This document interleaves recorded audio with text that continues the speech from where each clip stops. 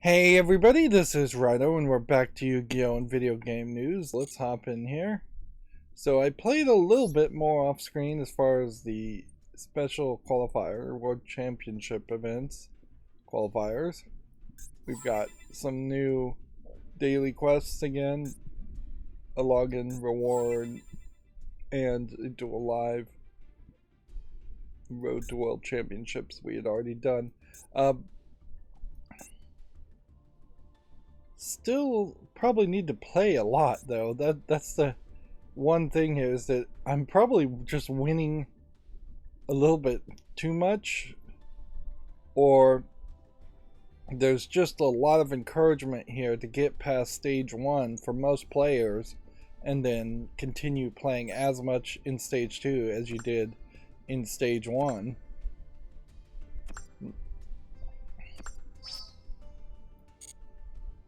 And all of that's going to really boil down to really neglecting the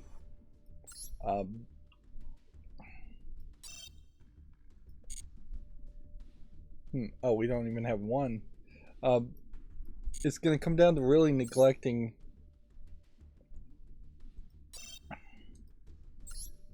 the ranked play for the rest of this month, which that'll be an issue. For the accountability section, I think we can do that very quickly today and say that I did play a little bit of Lego DC Supervillains, but I really am dropping the ball quite a bit in those recordings in which I'm just going quiet and not really saying much. There really is not a lot to be said that isn't just extremely repetitive while going through the process. I have pretty much all the red bricks now, so I can run around the open world, and I'm hoping that the experience of running around the open world, particularly in this case, is going to be a lot shorter, 3 to 6 hours, not 12 to 20 hours, and then running through the free play versions of the levels to clean up the last bits of collectibles. I'm hoping that's fairly quick too, so then I can just move on to some other game, because yeah, being weak in story, having weak levels, Lego DC Supervillains really is just weak everywhere around. I don't know, maybe the open world's a lot better than I think it's going to be, but I doubt it. So yeah, we're at level 14, and we very possibly could get to level 20 today. So let's hop in.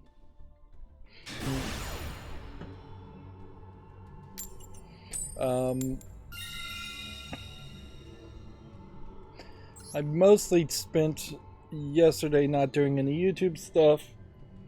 I did find out that there is a strip mall relatively close to me. In fact, really close to me, within walking distance. And I'd known it's there, I just had never gone to a strip mall and looked in it. And in general, that's probably true for a lot of people, is that there's these small collections of businesses with doors that open to the outside.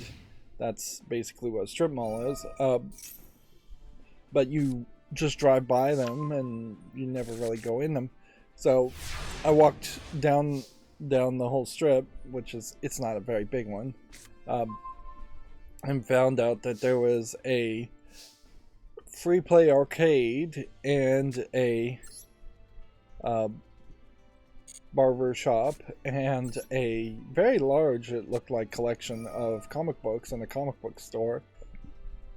I mean, so man, if I was 9 or 10 and had lived where I live now, I would have been set, assuming those businesses were also in existence at that time.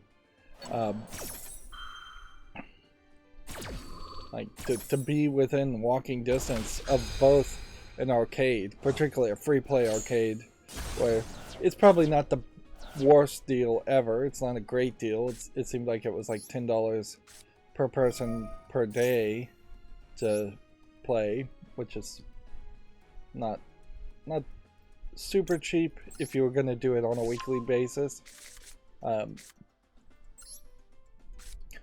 but not terrible.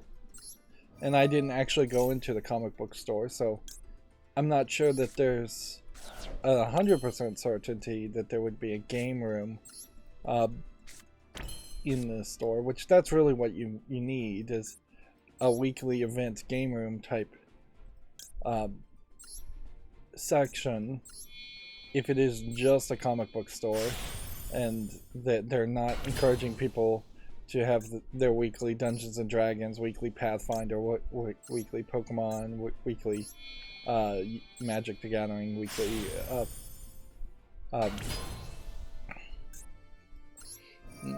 Yu-Gi-Oh! Yeah.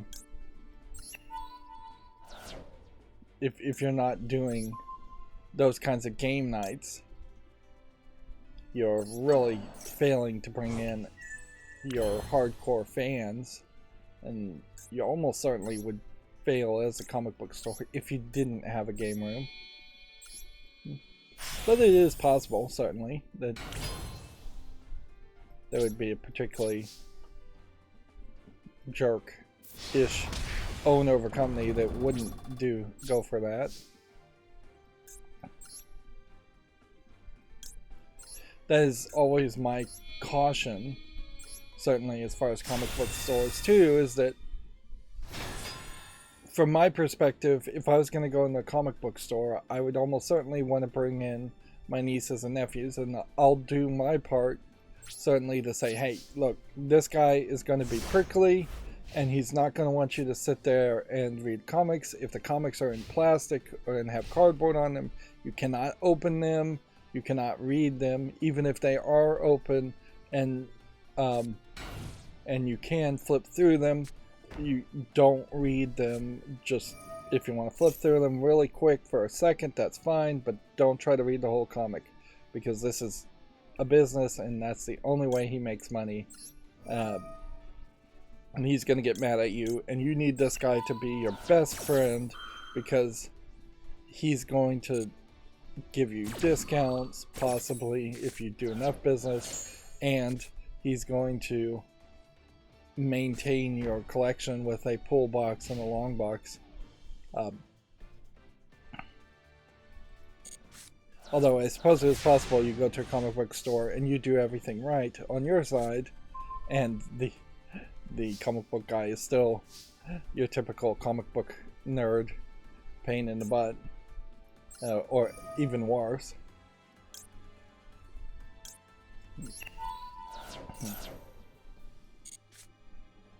But yeah, that's definitely from the perspective that I would be looking for, is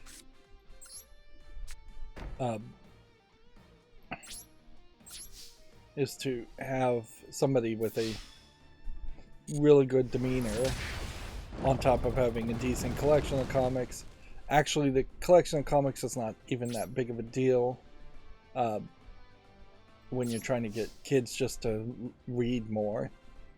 Like, if I went in there by myself and said, hey, do you have a collection of either floppies or trade paperbacks of like Scooby-Doo or anything really young kid friendly? I think the name of the trading card game that is more Christian based is called Divinity. If you could get I don't even know if it's actually a trading card game, it may be a deck building game, but yeah, if you could get Divinity, or whatever its name is, that's a great way to potentially convert more conservative parents into letting their kids learn the general mechanics of collectible card games or trading card games or deck building games. He's probably going to have board games and things like that. And he's probably going to have a collection of board games that is very different, more of the German style board games and tabletop games, than going to a toy aisle in a Walmart, where you're going to see almost exclusively Hasbro games like Monopoly and Scrabble and things like that. He's also going to have a good comic book person that's almost certainly going to have a good knowledge. So questions like, is there a kid-friendly introductory Pathfinder / Dungeons and Dragons type game. He could probably answer that. He could probably also answer, is there something that is like Dungeons and Dragons but doesn't have Dungeons and Dragons in it, in the name, or as much demonic imagery? Because there definitely are some dangers there. Like Munchkin, it's probably kid-friendly, but it may not be. And Munchkin is not a Dungeons and Dragons game.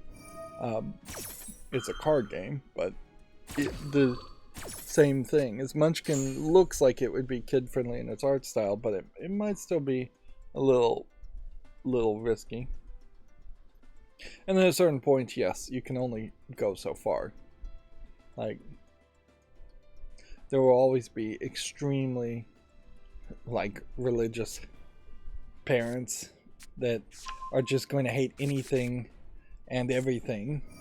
And honestly, there's also a lot of broke people, certainly, that can use any excuse, including religion, to say no to a new hobby.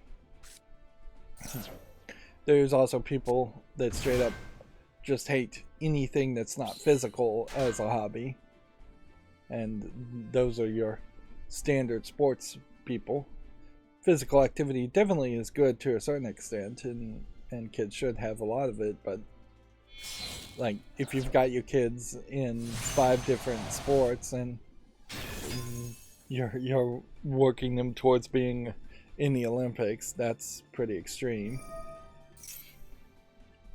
But yeah, anyways, I don't want to go into a major rant on my minimal understanding of comic book shops. I definitely am more of a fair weather, not even really fan of comics myself, and haven't spent too much time in the comics. When I was a kid, I would go to a used bookstore that had comic sections, but it definitely was not a comic shop. And the used bookstore owner liked us because we were looking specifically, or like me, because I was looking specifically for Nintendo, Super Mario Brother comics, some very old stuff even at that time, and I was able to find it. And since I was only looking for that one thing, I was also organizing out of just a small bit of OCD. I guess I was more OCD possibly even then than I am now. I was organizing all the comic books to line up and be in nice little stacks. He didn't have them in long boxes or anything like that, so he wasn't even storing the comic books in the right way, because he didn't really care. And so he actually said, you know what, I actually like you guys because you're not like the other kids that just make a mess of the stacks. Of course, it's his own fault. If he had stored them in long boxes, they would have been lined up perfectly fine. Nothing was bagged or cardboarded, so all the comics were not likely to be worth anything. And frankly, it was almost 100% a collection designed to distract kids while the adults were looking at other used books. And the fact that a used bookstore could even exist really speaks to how long in the past this was. This was before the almost complete collapse of anybody reading. There's still used bookstores these days, but not so much, and in the same way that there used to be a lot of bookstores for new bookstores like Barnes and Nobles, and not so much anymore. Amazon.com in particular, its first victim was bookstores, which is ironic because by modern standards, Amazon.com I think is probably pretty awful as a source of buying books. But the truth of the matter is it was already a pretty awful experience. buying books and going to stores in general. Like Amazon.com only really had to be slightly better than your average experience of going to a mall or buying things from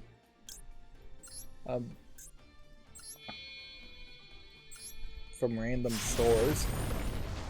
Like if you went to Radio Shack to try and get electronics, you would all often just be completely ignored, or the people would be very unhelpful.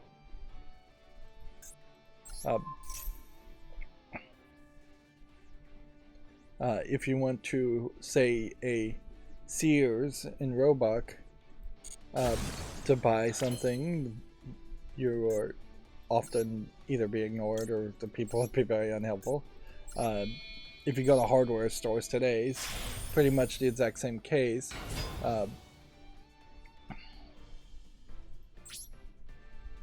Electronic stores were probably, as far as TVs and appliances, were the last bastion of which somebody would actually at least be able to BS and sell,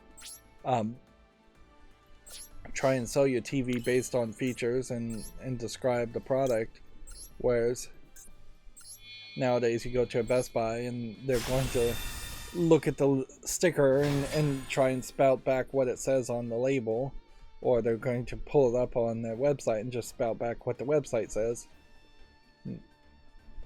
We have long since lost the art of a salesman being informed about the product they're selling or carrying in any way. So why not buy it from Amazon.com? At least on Amazon.com you can look at stars, and even though Amazon.com is flooded with fake reviews, at least you're getting some small percentage that you would hope would influence the reviewers and stars. Amazon is full of terrible kind of scammy products, particularly when you start to get into electronics and weird things. But they're actually pretty good about getting rid of those scammy weird things after a couple of months, unlike stores that would probably keep it on the shelf forever. Let's see if this works for us.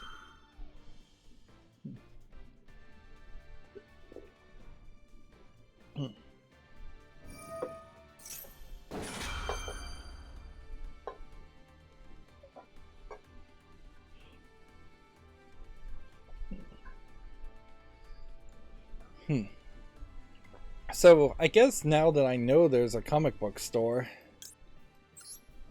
it probably would be nice to buy local. So,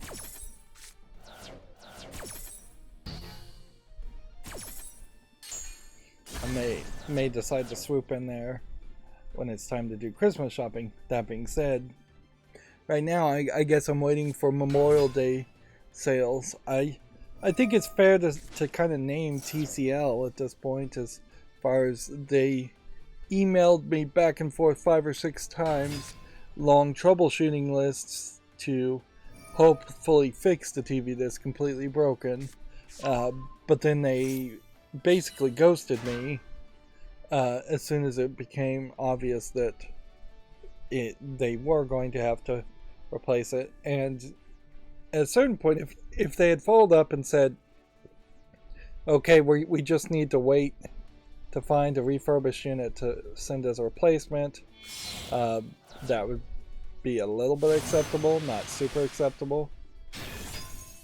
I think particularly when you're talking a TV, if you've got a broken TV for more than 3 or 4 days, somebody's going to be very unhappy about that. Like, that's not really acceptable unless it's a case that you're, say, a school that has TVs on the walls all over the place, then one TV being down isn't going to be really a big problem. But as far as residential people, one TV being down is a big issue.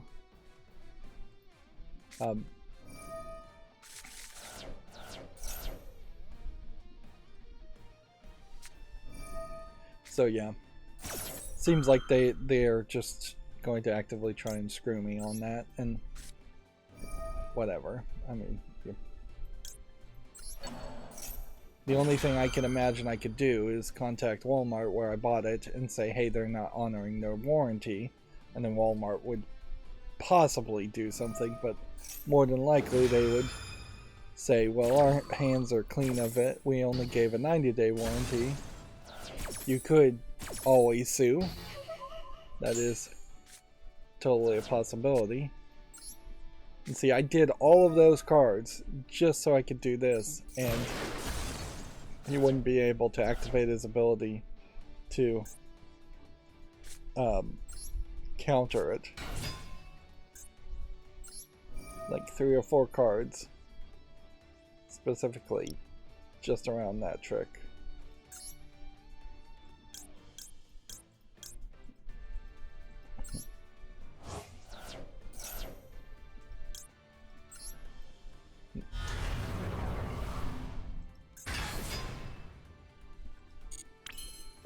Actually, I should have probably said yes to activating that, and then just banish this card out of safety.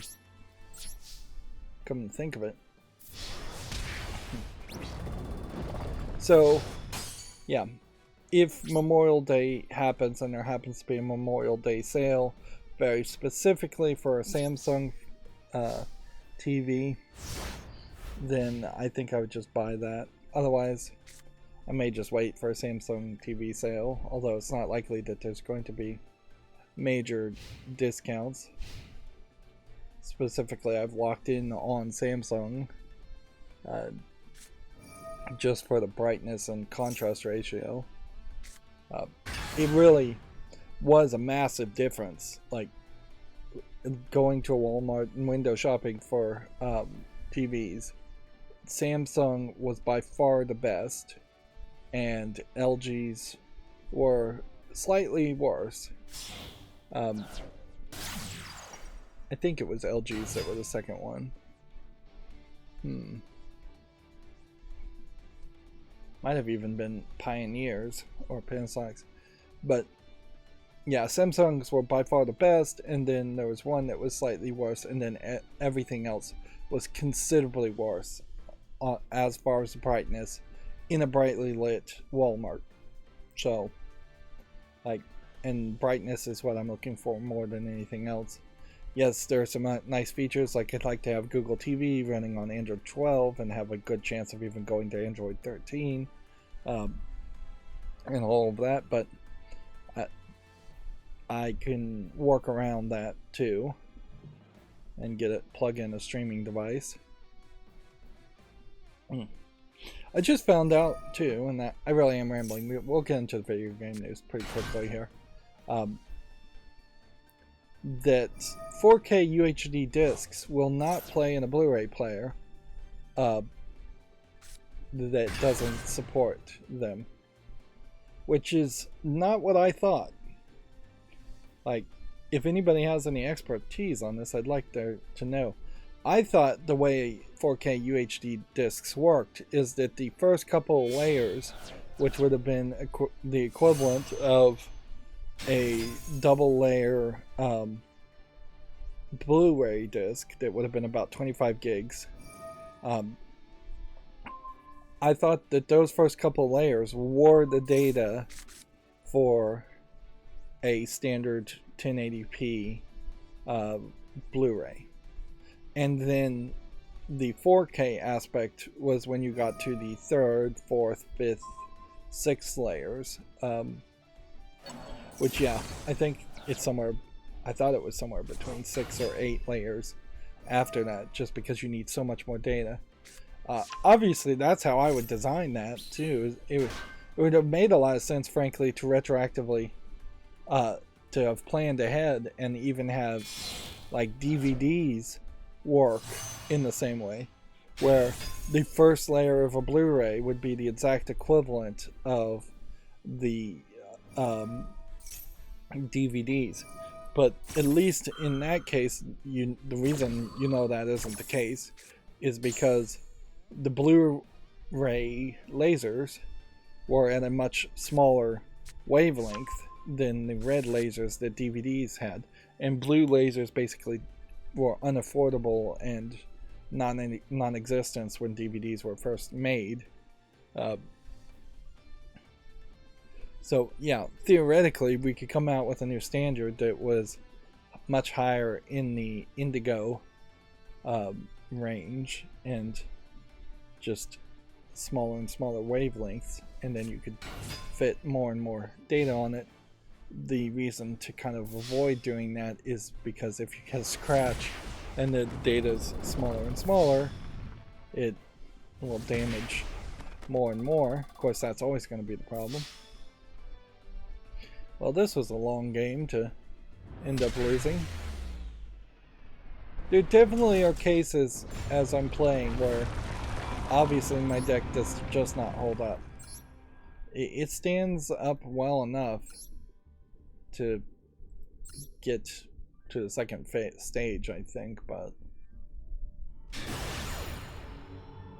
I definitely need to do a deck rebuild, and I've been saying that for a long time. Also, I don't think losses knock you down in any way, so you just have to win.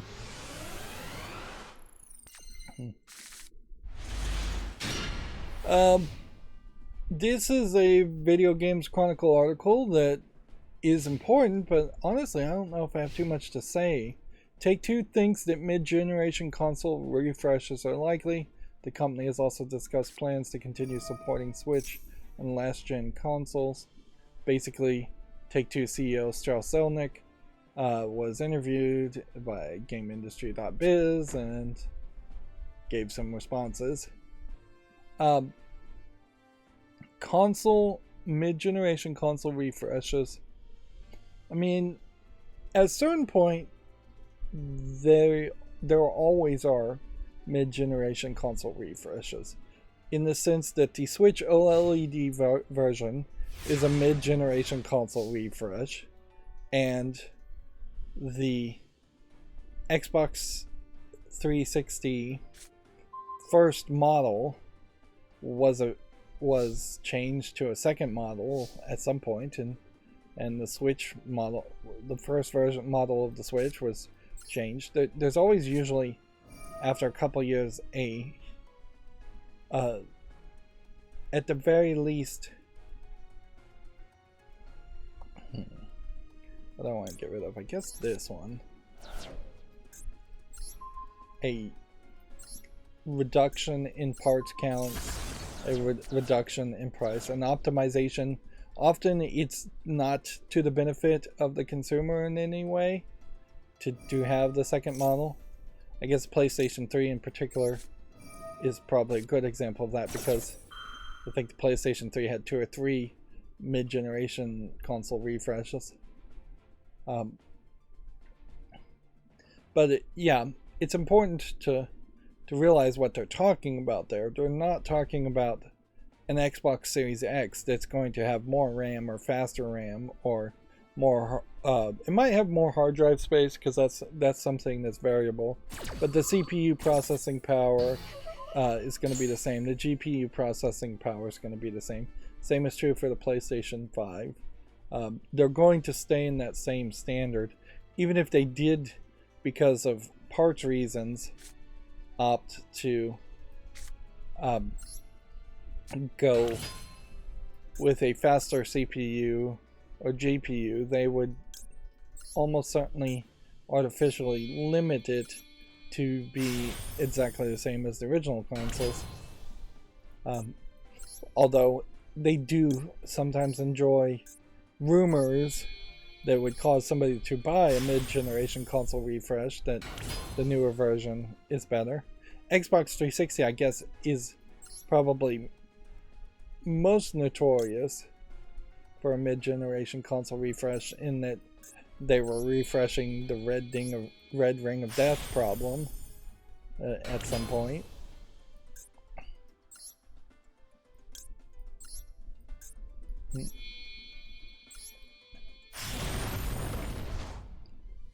But yeah, a mid-generation console refresh barely has anything to do with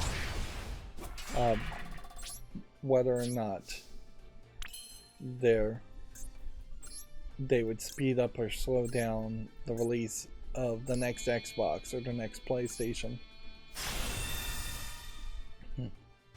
Which, it is also worth mentioning that I was listening to DF Retro's podcast, which I kind of think DF Retro's podcast doesn't say a lot, but it's probably worth listening to on a more weekly basis. I guess I'm getting into that as I'm running out of podcasts. Also, I think we'll probably have less nonsense like Giant Bomb's podcast in that case, so I think I could tolerate DF Retro's podcast a little bit more.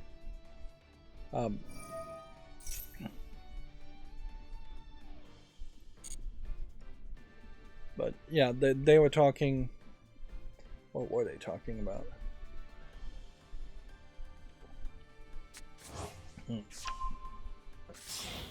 I lost my train of thought there. I went on too many tangents and lost the path.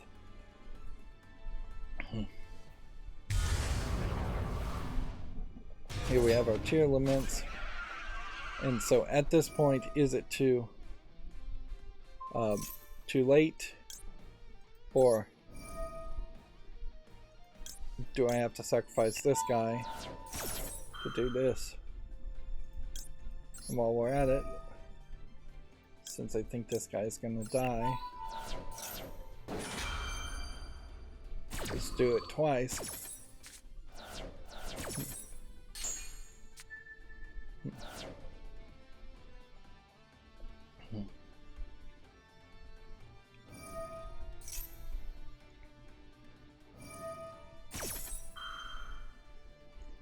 Well, anyways, yeah.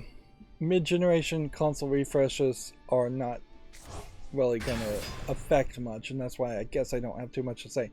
I do remember now, DF Retro was talking about, there are rumors, I suppose, of this portable handheld console in development by PlayStation.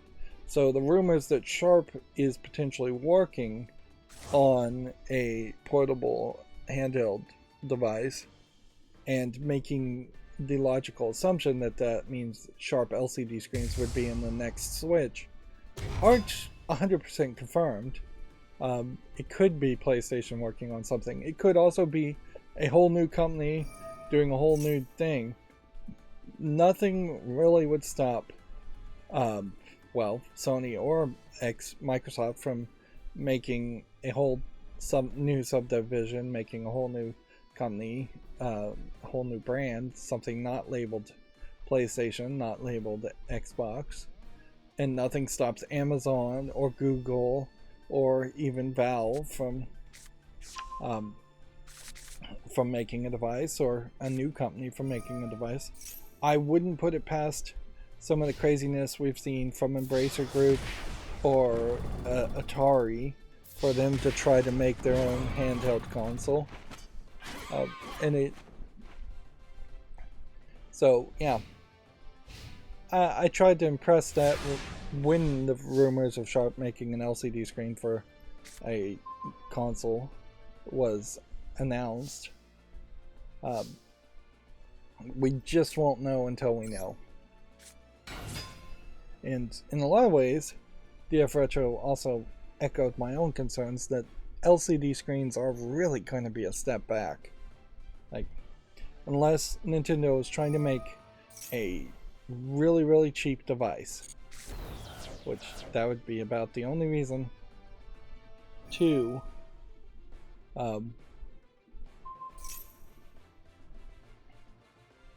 go with an LCD, is to say, hey, we're going to make a device that sells for $100.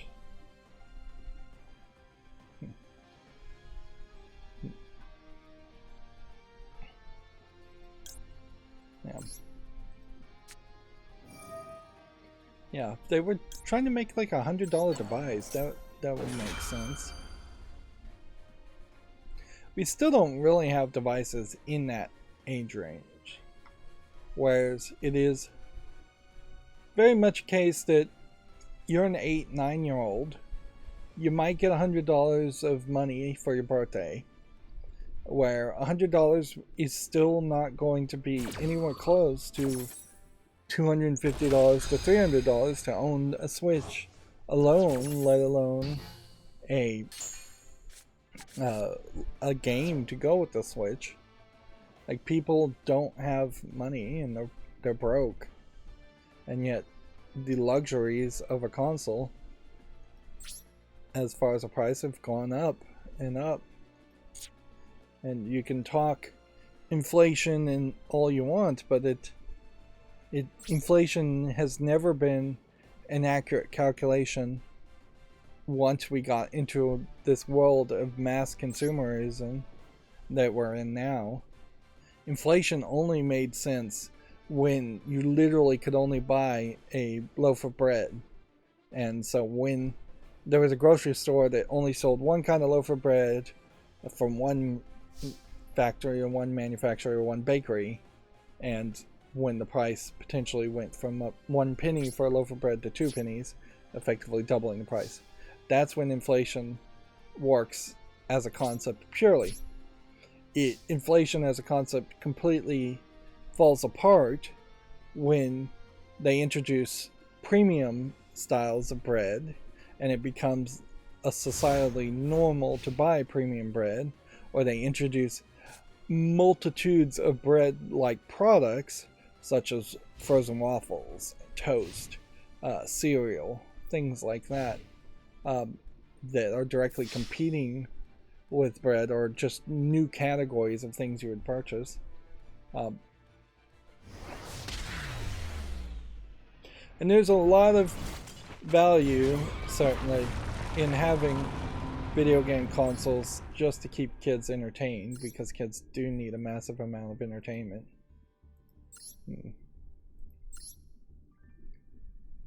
Yep. So, I don't think even at $250 a Switch is a ripoff, but there is a large division between the cost and what the cost really should be. And in a lot of ways, Nintendo has manipulated the cost of their consoles a lot more than Sony or PlayStation, in that the Nintendo Switch is less powerful than an Xbox 360, technically.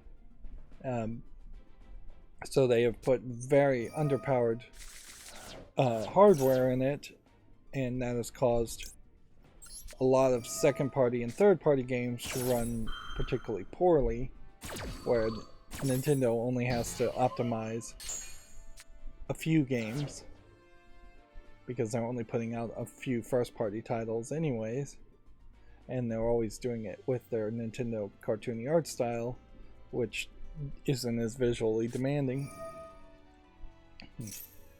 That being said, DF Retro also applauded Tears of the Kingdom for being a very polished release, not particularly buggy, not having major problems. There are some frame drops when you use one of the effects, and that's about all they can push to. That being said, they also, on DF Retro, and this is, I guess, just at this point me recapping what I listened to on DF Retro, they started to talk about how there's a in square footage 1-for-1 ratio underground world in Tears of the Kingdom, and in the sky there are floating sky islands that adds a significant amount of square footage too. So it does really seem like, with the traditional temple ideas coming back and the underground world, I assume, being a lot of the temples, and the sky areas also being some temples, it does kind of feel like I probably would enjoy Tears of the Kingdom a lot more. That doesn't mean I'm going to run to the closest GameStop or video game store and buy it, but yeah, I think I would be willing to give Tears of the Kingdom a shot and just skip Breath of the Wild. In fact, the guy on DF Retro had the exact same problem I had with DF Retro. He lost interest halfway through it because there wasn't just this linear narrative pushing you forward. Of course, if I'm going to play my Switch, I probably play like Luigi's Mansion 3 first, or the Metroid Prime Trilogy Remastered, or more Pokemon Snap.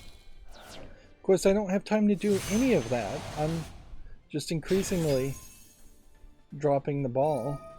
And over this weekend, I also need to work on my new router a little bit. There's a decent possibility that I'd be completely done with it by the end of this weekend if everything works well. I did run into a slight problem in that I was deleting files and then I paused the action of deleting the files, and that literally never works in Windows. I also saw a YouTube video of a different YouTuber installing Chimera OS on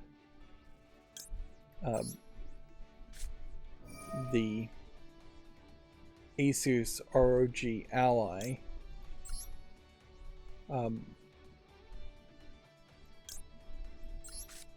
Which Chimera OS is kind of a ARC-based Linux that then allows you to try and install Steam OS, although I guess in that case you're probably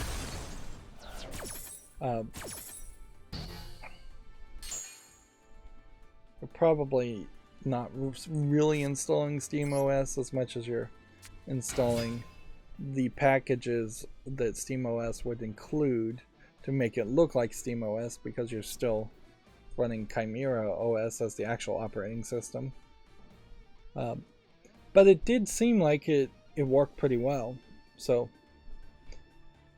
you might get much better performance on the ROG Ally if you put Linux on it and Chimera OS and go that route.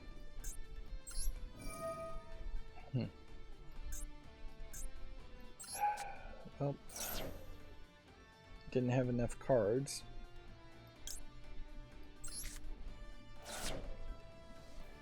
Which means I should have activated that in my hand so I could have summoned something different.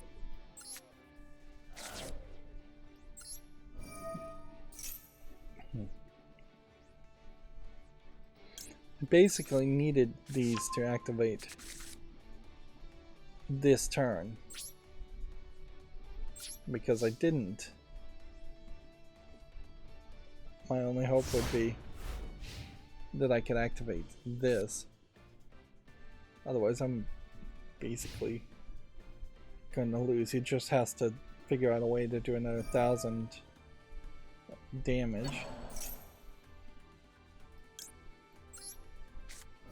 See, this guy can activate like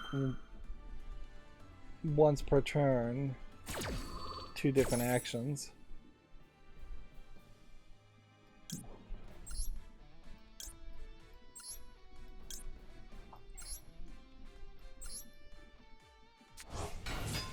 I still didn't have enough to summon what I needed to summon, so all I really can do is summon this.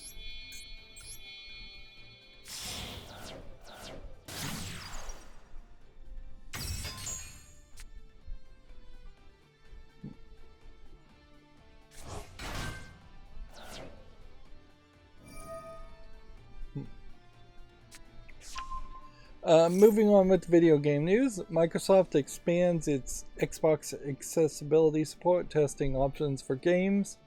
Arguably, this announcement may be directly to counter advertise against PlayStation putting out some more information about their accessibility controller, which we really have to make a point to mention that they announced that controller for the PlayStation 5 and then basically did nothing else. They have yet to make a good commercial or get any good press release around it. And in the end, I kind of liked the design of the accessibility controller for the PlayStation a little bit better than I like the Xbox one that actually isn't even made by Xbox.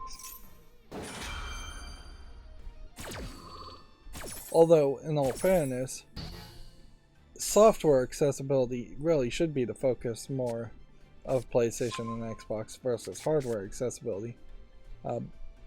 Hardware accessibility, you can help a little bit with that, but you're going to very quickly run into people with very individualized needs as far as building custom controllers for that one person.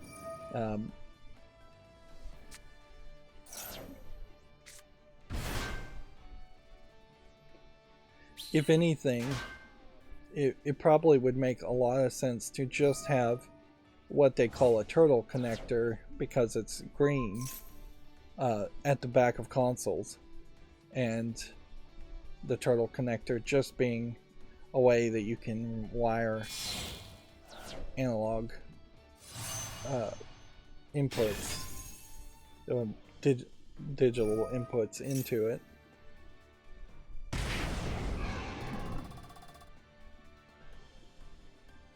It's going a little bit overboard to build a fully finished product that then goes over USB-C to the console.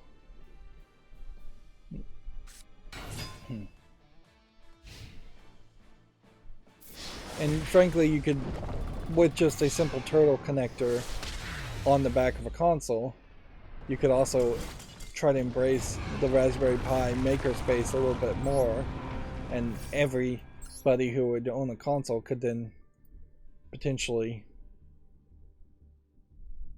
do something like that, even people who are not disabled. So yeah, anyways, this story is the range of testing options for developers to use and made its larger ecosystem more accessible friendly. Is there any real details here?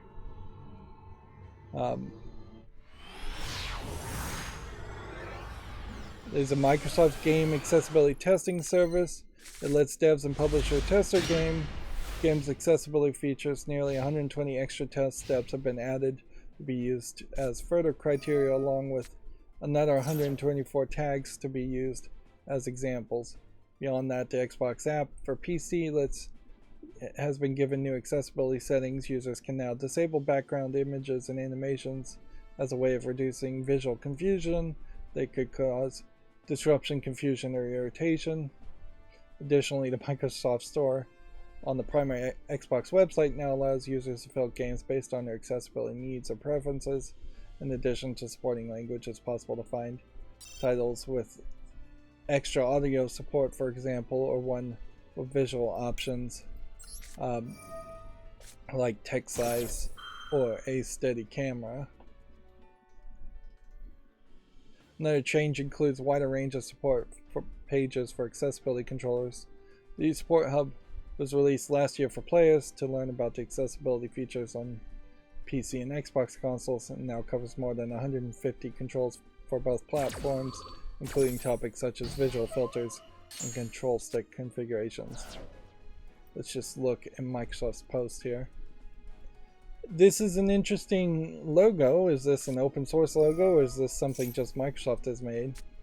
Although, perhaps in this case, this is a badly designed logo for video games, because being in a wheelchair is almost certainly the least restricting disability you could have as far as video games, because being wheelchair bound would only inherently mean that you couldn't use your feet to hold your own weight and walk for long periods of time, which are not things that are asked of video game players very much. Yes, you can't play a game like Dance Dance Revolution, I guess, or Wii Yoga, but you're talking maybe a dozen games that use anything involving your feet. Controllers have always been hand-based. So while the wheelchair guy is kind of universally recognized, there would have been room to potentially go with somebody that has more of a hand problem. Of course, if you did hands and they were missing a few fingers, that would be perhaps a little grotesque, and the Japanese would hate that because it would look like the Yakuza's, people who cut off their pinkies. So you couldn't probably go with that. You could go with like maybe a hand where one finger is shorter than the other. But I don't know if that would be particularly iconic as far as a disability. You could go with a full missing hand nub. That probably would be your best bet. But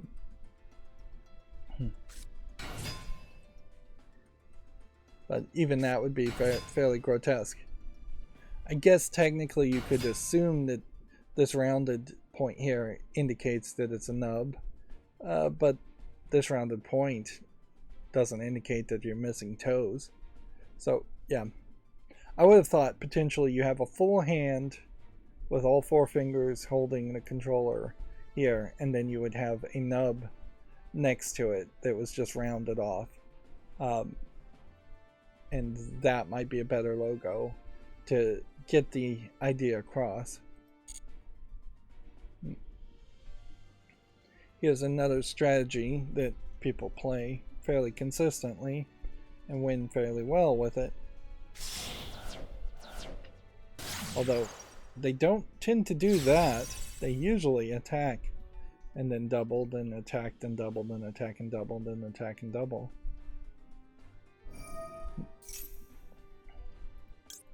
Let's go ahead and activate this just to stop being prompted.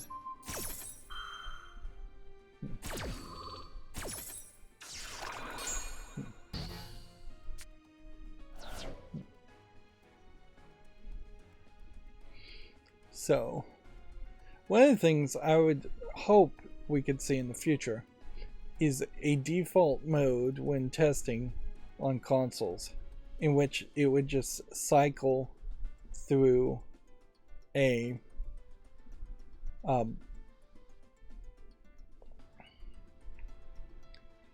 lot of different visual settings and accessibility settings when people are doing QA testing. There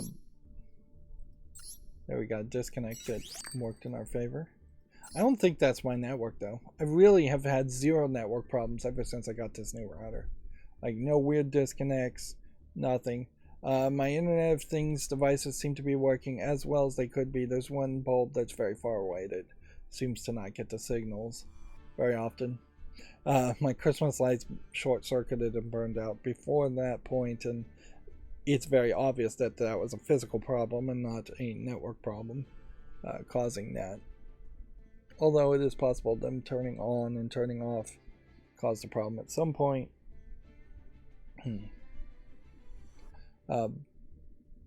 It is possible that just turning the brightness down too low caused a problem. An undercurrenting, undervolting caused a problem. But I don't know if that's the case. But yeah, if in the future, just by default, all QA testing was always done with accessibility features flipping every few seconds, every 30 seconds or so. So you'd be in a cutscene and then it would go into, say, larger text or smaller text or higher contrast, lower contrast. That way, that is just a default thing built into all QA testing where they could give feedback there. That would that would be nice, certainly. Otherwise, and it almost has to be like you're going to be forced into this mode when doing QA, using a development board or a development console. Oro Gaming says hi on the chat. Hi.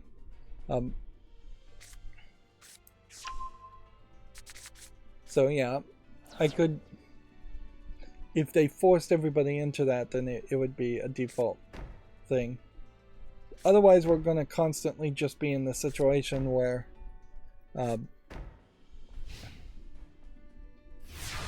some game developers are not going to care anywhere as much about accessibility, and some game developers are definitely going to care too much about accessibility, but honestly it's better to care too much than too little.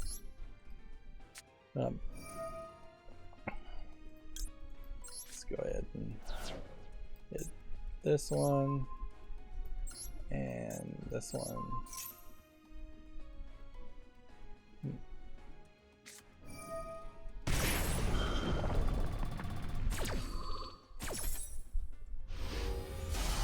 So that's half his life to cancel the destruction of that card. And we'll see what else we can do.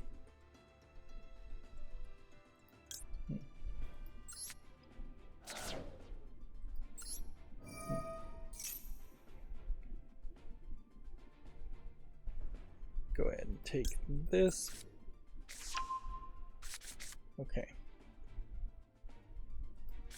So we'll summon this, activate this. We're activating as much as possible to see if he's going to trigger something.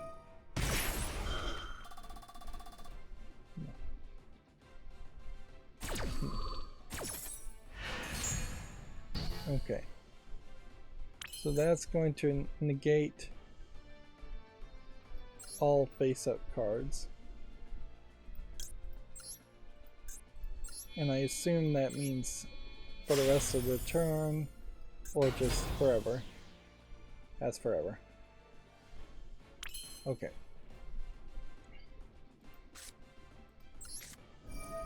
So attaching a card to that isn't going to help. Activating this and tossing this. I really should have activated its ability first.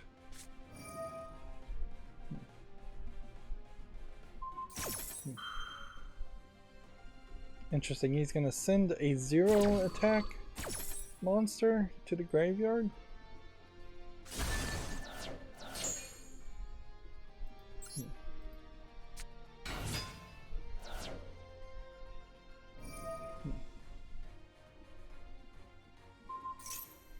Just to, once again,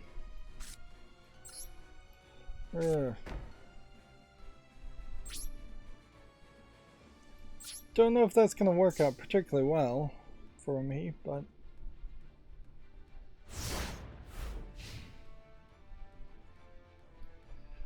we can see here some other icons, and yeah, this might be an interesting, here you have like the I love you sign language. So if you had used that as an icon with a finger missing in the middle, I guess maybe that could have worked. Or here you have, once again, a missing lower leg, which doesn't really affect video gaming. The blind dog potentially could have been a good icon, but that is promising a lot, that someone who is mostly blind or completely blind would be able to play a video game. So as far as icons, which is what's definitely standing out more to my mind, none of these feel quite right as far as trying to have a symbol for disabled gamers. It probably is an organization and a symbol out there that I'm just completely unaware of.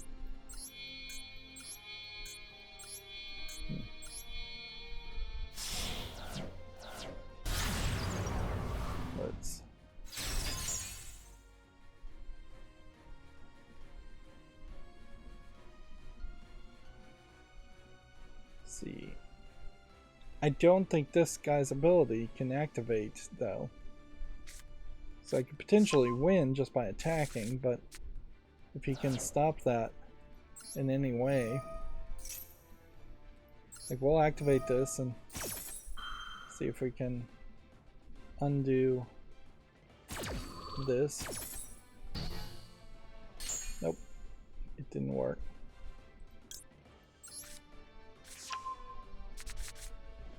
But a good old-fashioned just summoning and attacking may work. But then you also have like these little stars or plus signs that don't make any sense, and this lightning bolt with different colors. I don't know what that means either. I don't know if these colors mean anything. Maybe this is like a Special Olympics for video gaming logo. You have just a controller here, you have a brain, and then you have ally LA11Y, which maybe that's neuroatypical icons. Which at a certain level, people who are neuroatypical are definitely the target audience as far as disabled gaming. More than anything is that you're going to have a lot of people with ADD, ADHD, and autism, OCD, and what is the reading one too? That dyslexia. Yeah. People with ADD, ADHD, dyslexia, autism, all very likely to play video games in slightly higher numbers and very capable of playing video games in most cases. Of course, somebody with dyslexia is not going to play a visual novel and try and read all that. So a brain and a controller might make some sense. Here we have some gamer girls, I guess, being used to promote things. Although, noticeably, I don't see anything physically wrong with this gamer girl. I really don't see anything physically wrong with this gamer girl.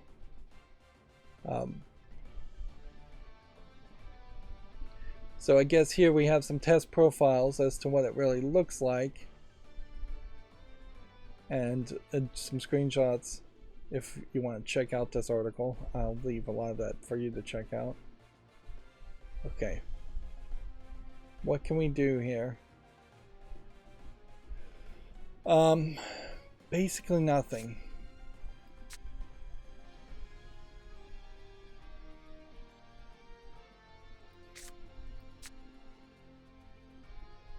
I can activate this effect and see if that triggers something.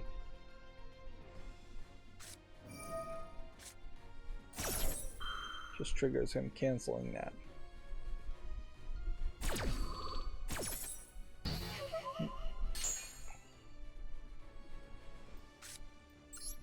So you set a monster face down,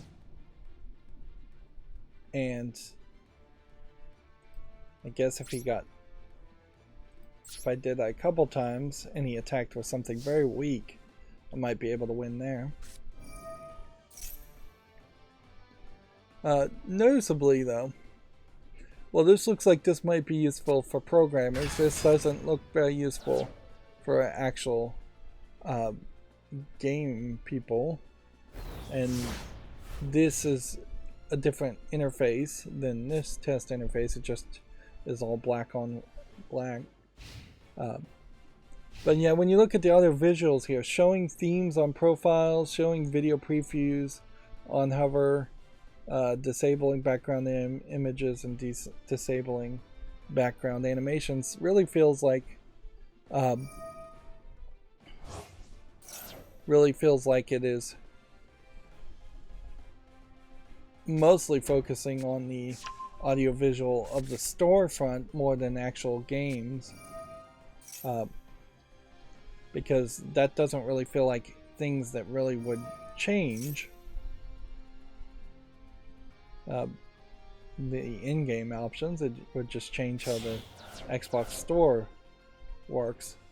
Microsoft is obviously really just trying to make testing services to give game developers tools to focus on accessibility if they want to, but they're not really trying to unify it under one system that would be helpful. Xbox being an accessible device, or it falls apart immediately if there isn't a consistent interface in every game, or if you have to go into every game and change the settings one way or the other. Here we can see the Xbox accessibility controller that is not actually made by Microsoft, and I've never seen one of these in the stores. I don't think they are in stores at all, and the price is really high, but not too high considering it's an accessibility device. And it really doesn't deliver much either, because you basically have to buy even more accessories off of the base accessory. You can't really play very many games with the one D-pad and 2 buttons compared to a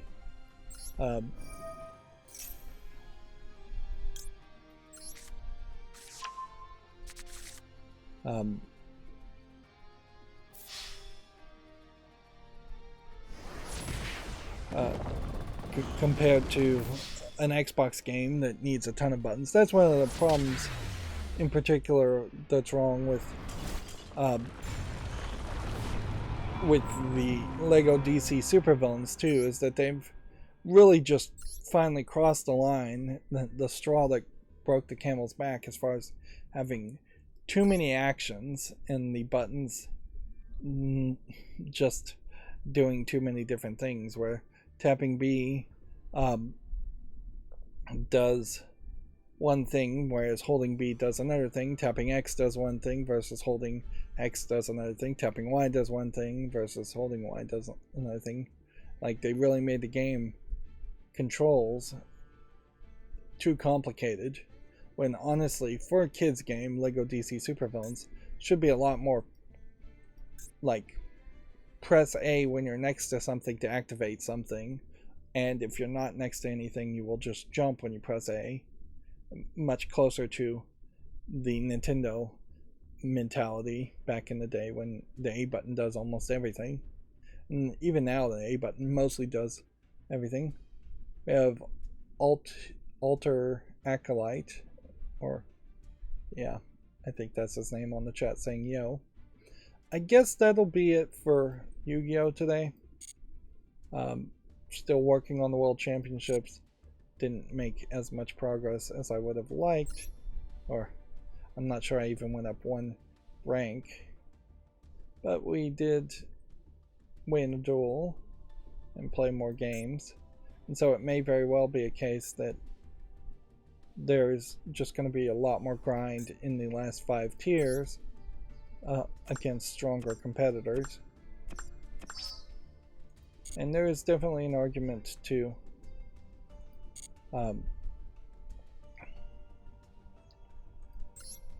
potentially even rebuilding my deck in the middle of this whole competition over the weekend. I probably won't do that. We're almost completely done with this battle pass. Now we have just 10 more ranks, and that'll be that for a couple months, or a month and a half. So yeah,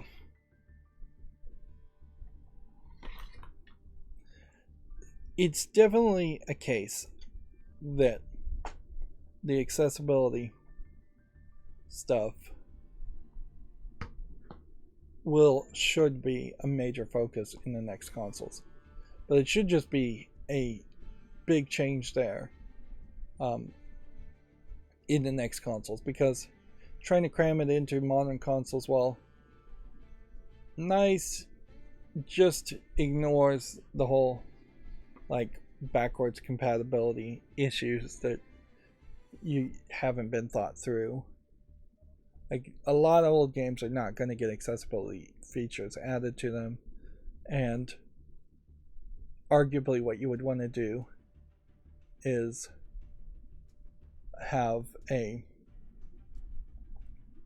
big warning screen for any older game that says this game is older and does not support accessibility. And it doesn't even have to be a full screen warning screen. It could really just be something that pops up at the top. This game doesn't support all of your accessibility features.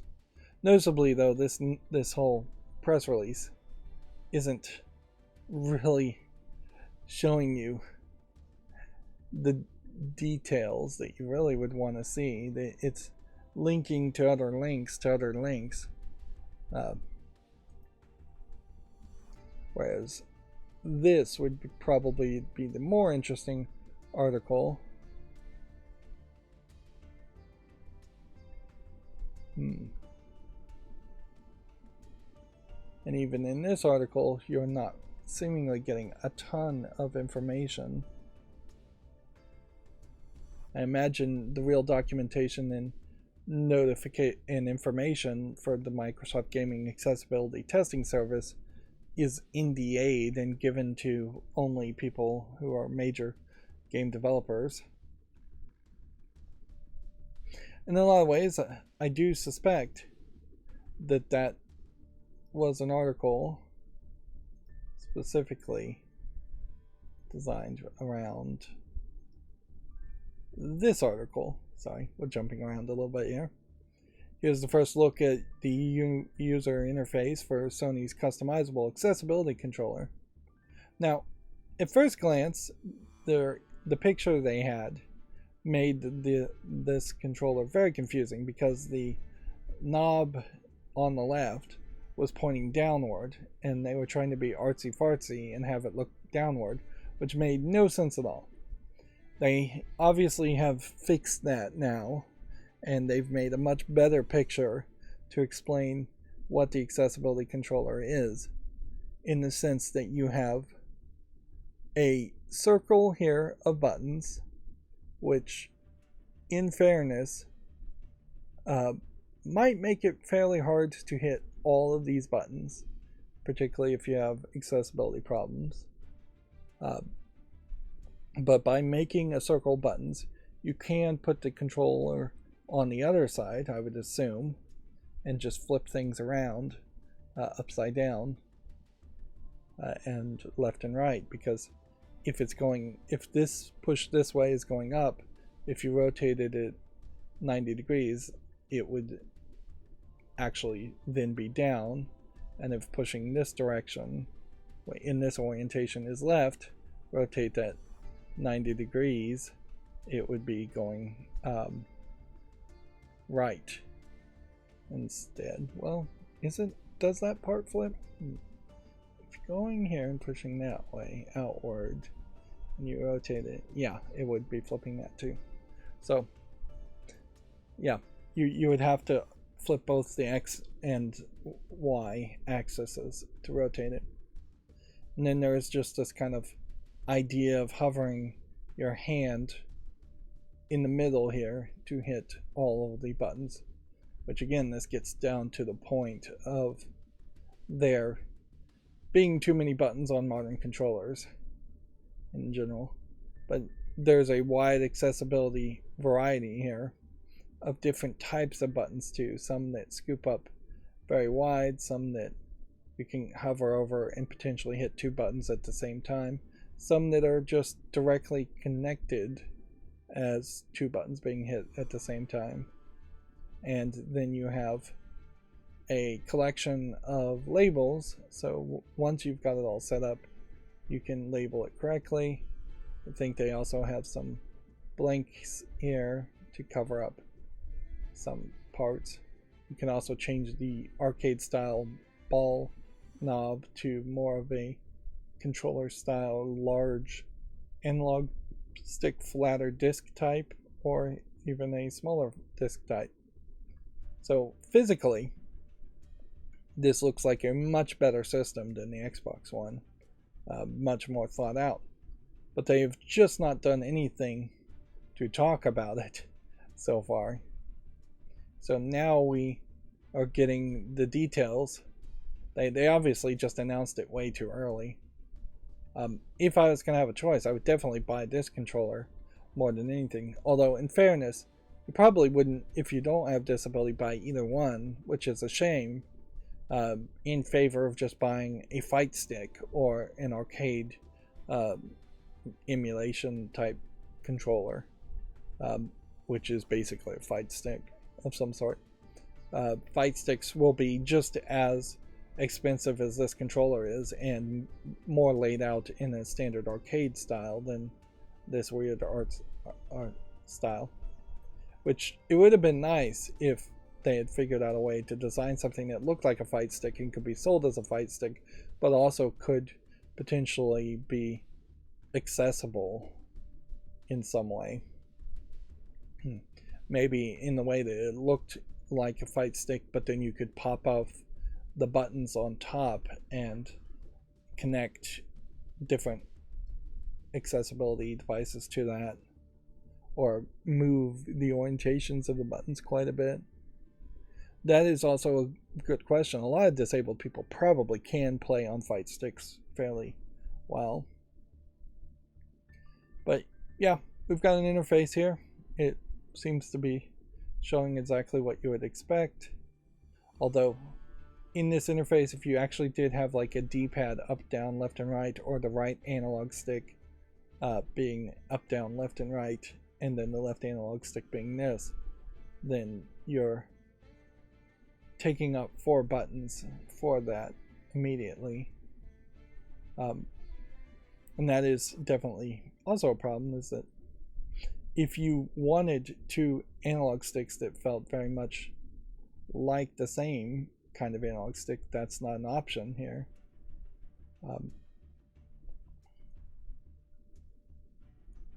Whereas it kind of would have made sense if there was an attachment point to put an analog stick right in the middle here, and then you could let go of the analog stick and press the buttons around it. Stick sensitivity and dead zoning. Very basic screenshot there.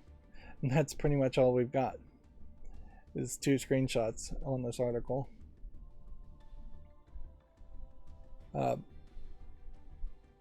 No announcement, I think, as far as availability.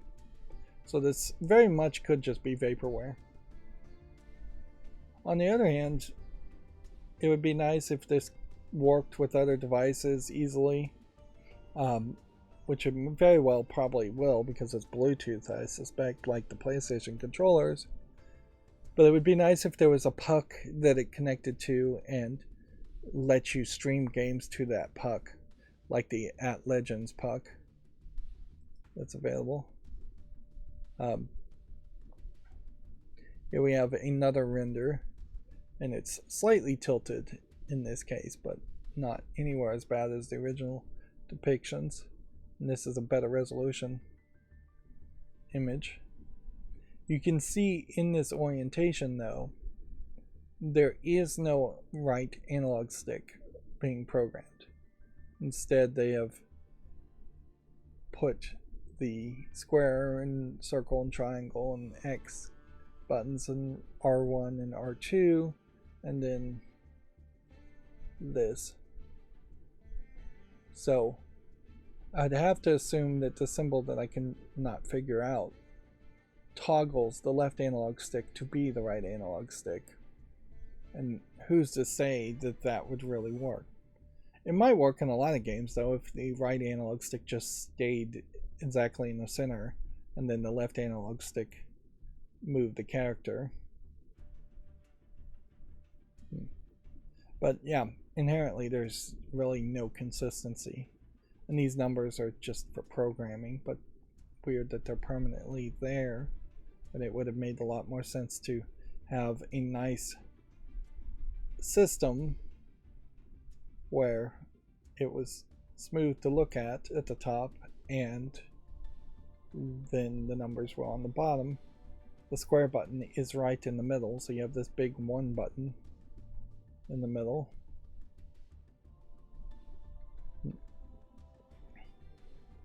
So they're calling them pillow button caps, flat button caps, wide flat button caps, which cover 2 button sockets, overhang button caps, which benefit players with smaller hands that position them closer to the center, and curved button caps, which can be pushed if placed along the top or pulled if placed along the bottom of the controller.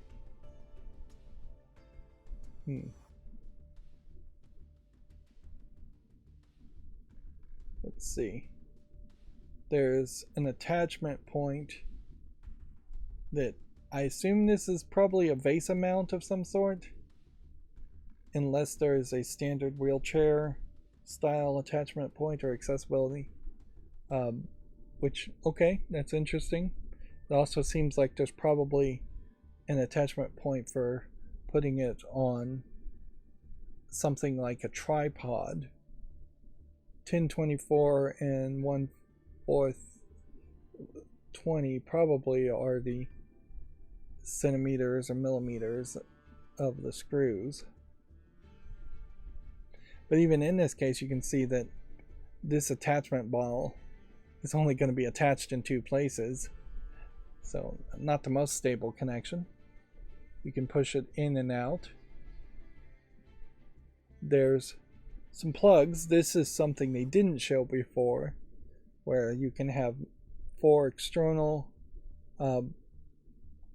things, but these would be analog on and off connections through 3mm mini stereo jack type wire and connectors. This wouldn't be a USB where you could plug in an analog stick or like a Wiimote or something like that.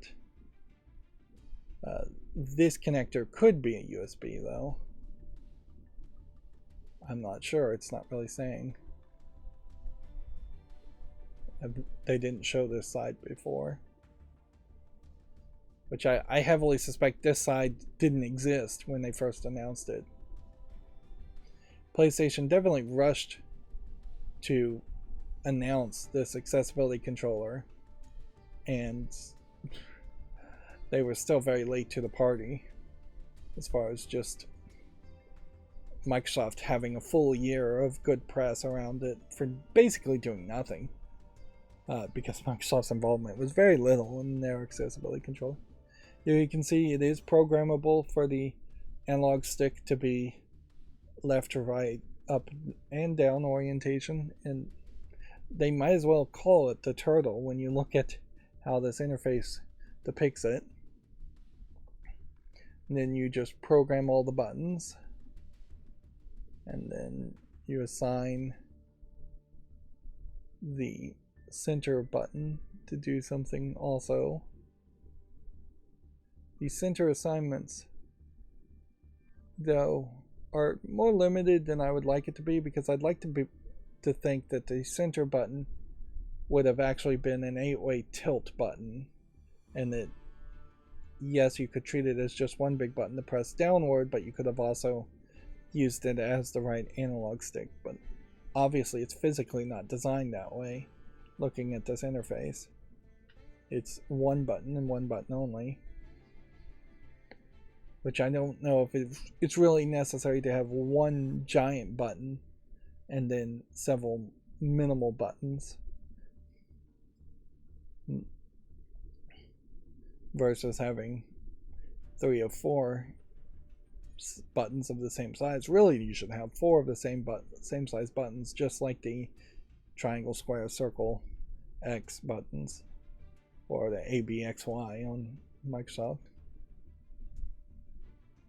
Even here, when you look at this interface though, you're seeing them show a background image, which is just going to confuse the issue for people who get distracted by backgrounds, if that really is an issue.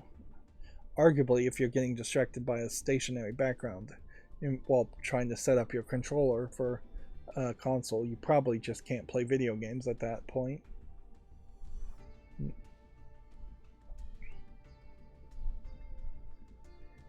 They are apparently saying that you can combine a regular DualSense, which that's a good thought too, where you could have one good hand that is controlling a regular controller, DualSense, whether it's the left or right hand, and then the other hand could handle the other options. And that takes some programming, certainly.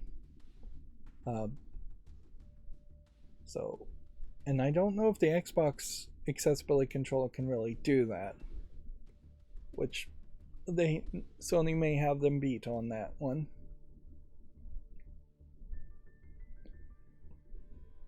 Is there anything else worth mentioning here? I don't think so.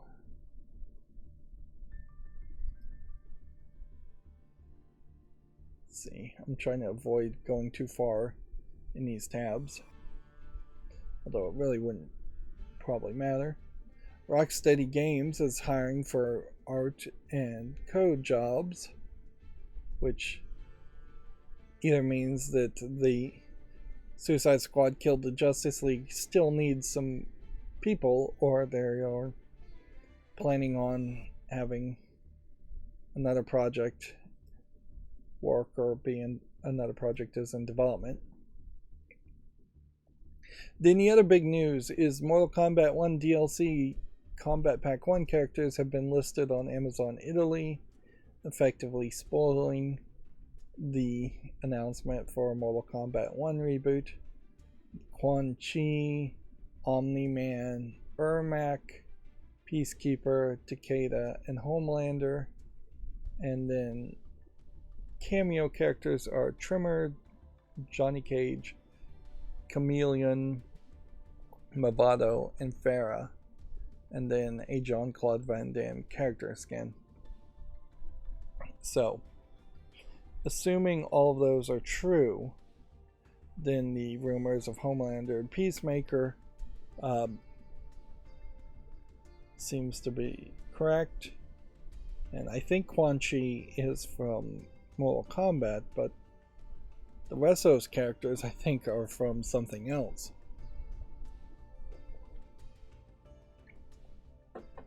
Or at least most of them. And there is a real problem here when they say like Trimmer, because there probably is a DC character called Trimmer, but there might be a character called Trimmer in the Mortal Kombat universe too. So, yep. I guess we just have to leave it at that and assume Mortal Kombat is one, and assume, or at least assume there's a high chance, because of the vast amount of rumors, that Mortal Kombat 1 is real and that this is actually the DLC characters. It does give us a slight inside look into what DLC might be, as far as giving you characters that I assume will not be as good as the main game characters, because it's a fighting game. Hopefully they wouldn't be better. And then we could maybe assume that this is the logo for Mortal Kombat 1, which is not a terrible logo, perhaps a little bit too colorful for its own good. That's not really the information though that I'd be too interested in as far as the Mortal Kombat reboot. I'm much more interested in just what are the gameplay modes going to be. And then moving on, Video Games Chronicle says Zelda Tears of the Kingdom's first patch fixes a main quest progression bug, and several other issues were addressed in a new update. So apparently there was players could not clear main quest the closed door even if they fulfilled the condition to advance the quest. If you've already encountered this issue, you'll be able to clear the quest by downloading this update data.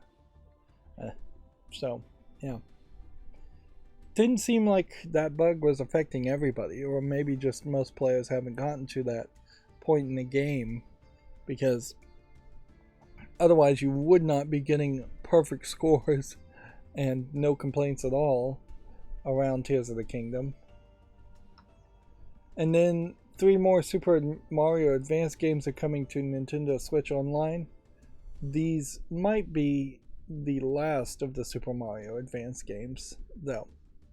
And these Super Mario Advance, Super Mario World, Yoshi's Island, these are all like Super NES games that were then remade or ported to Game Boy Advance.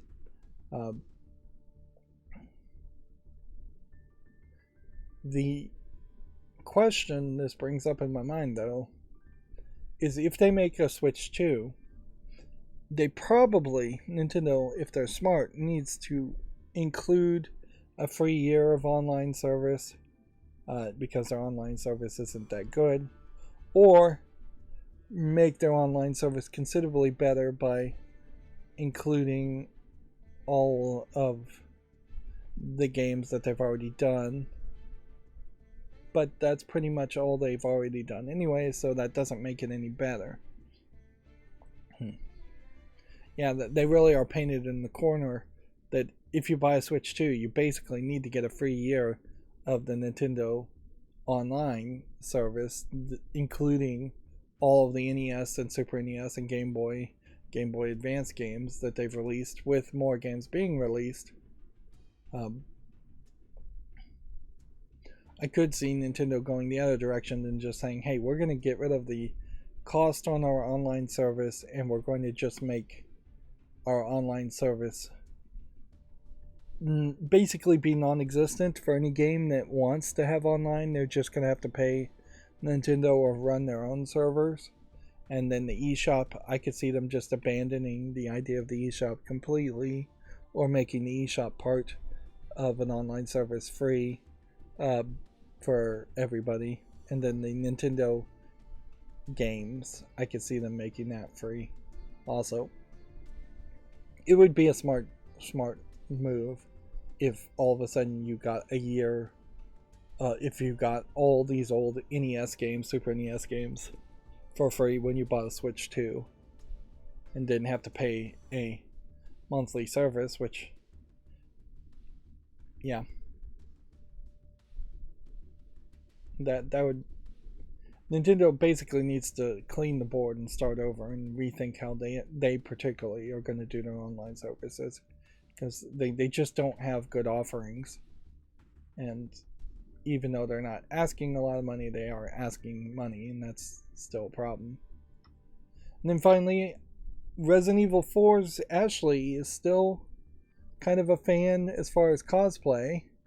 Here we have a cosplayer doing the modern Ashley in a coat with the orange sweater underneath, and being tied up in kind of shibari bondage, which I doubt actually happens in Resident Evil 4.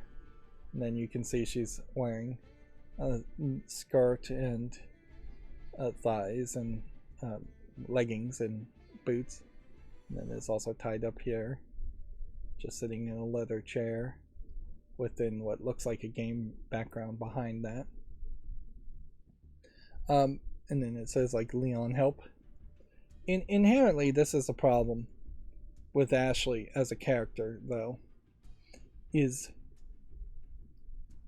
unless they had completely rewritten her and made her much more involved and much more empowered, she was always going to be a damsel in distress character, which then leaves her to be a very shallow character, and very shallow characters are going to be very welcoming towards people inserting their own fan fiction and lewd storylines into the character, and just kind of looking at the character as a potential romance character, or just with a lewd gaze. They used to say male gaze, but honestly lewd gaze is probably a better phrase, or lewd eye might even be a better phrase, because gaze is not really even a great G-A-Z-E is what I'm saying. It's not a common word to use. So yeah, if they really wanted to fix Ashley as a character, she needed to be a lot more empowered. When you first save her, she finds a gun. Leon teaches her how to shoot the gun. That would have been a nice storyline element there. It's probably you give her some weak little handgun to protect herself with, and then she just doesn't get captured as much as possible. I wouldn't say turn her into like Shiva and have her be a co-op partner that's following you around shooting zombies all the time, but it wouldn't hurt for her to not have to just hide in trash bins. Um, and frankly, you could almost have it both ways, where she gets captured a lot, but still tries to fight off and defend herself. Just don't make her a weak teenager as the president's daughter, which is really what she had. Arguably, if they had just made her look younger, the story probably would have worked a lot better too.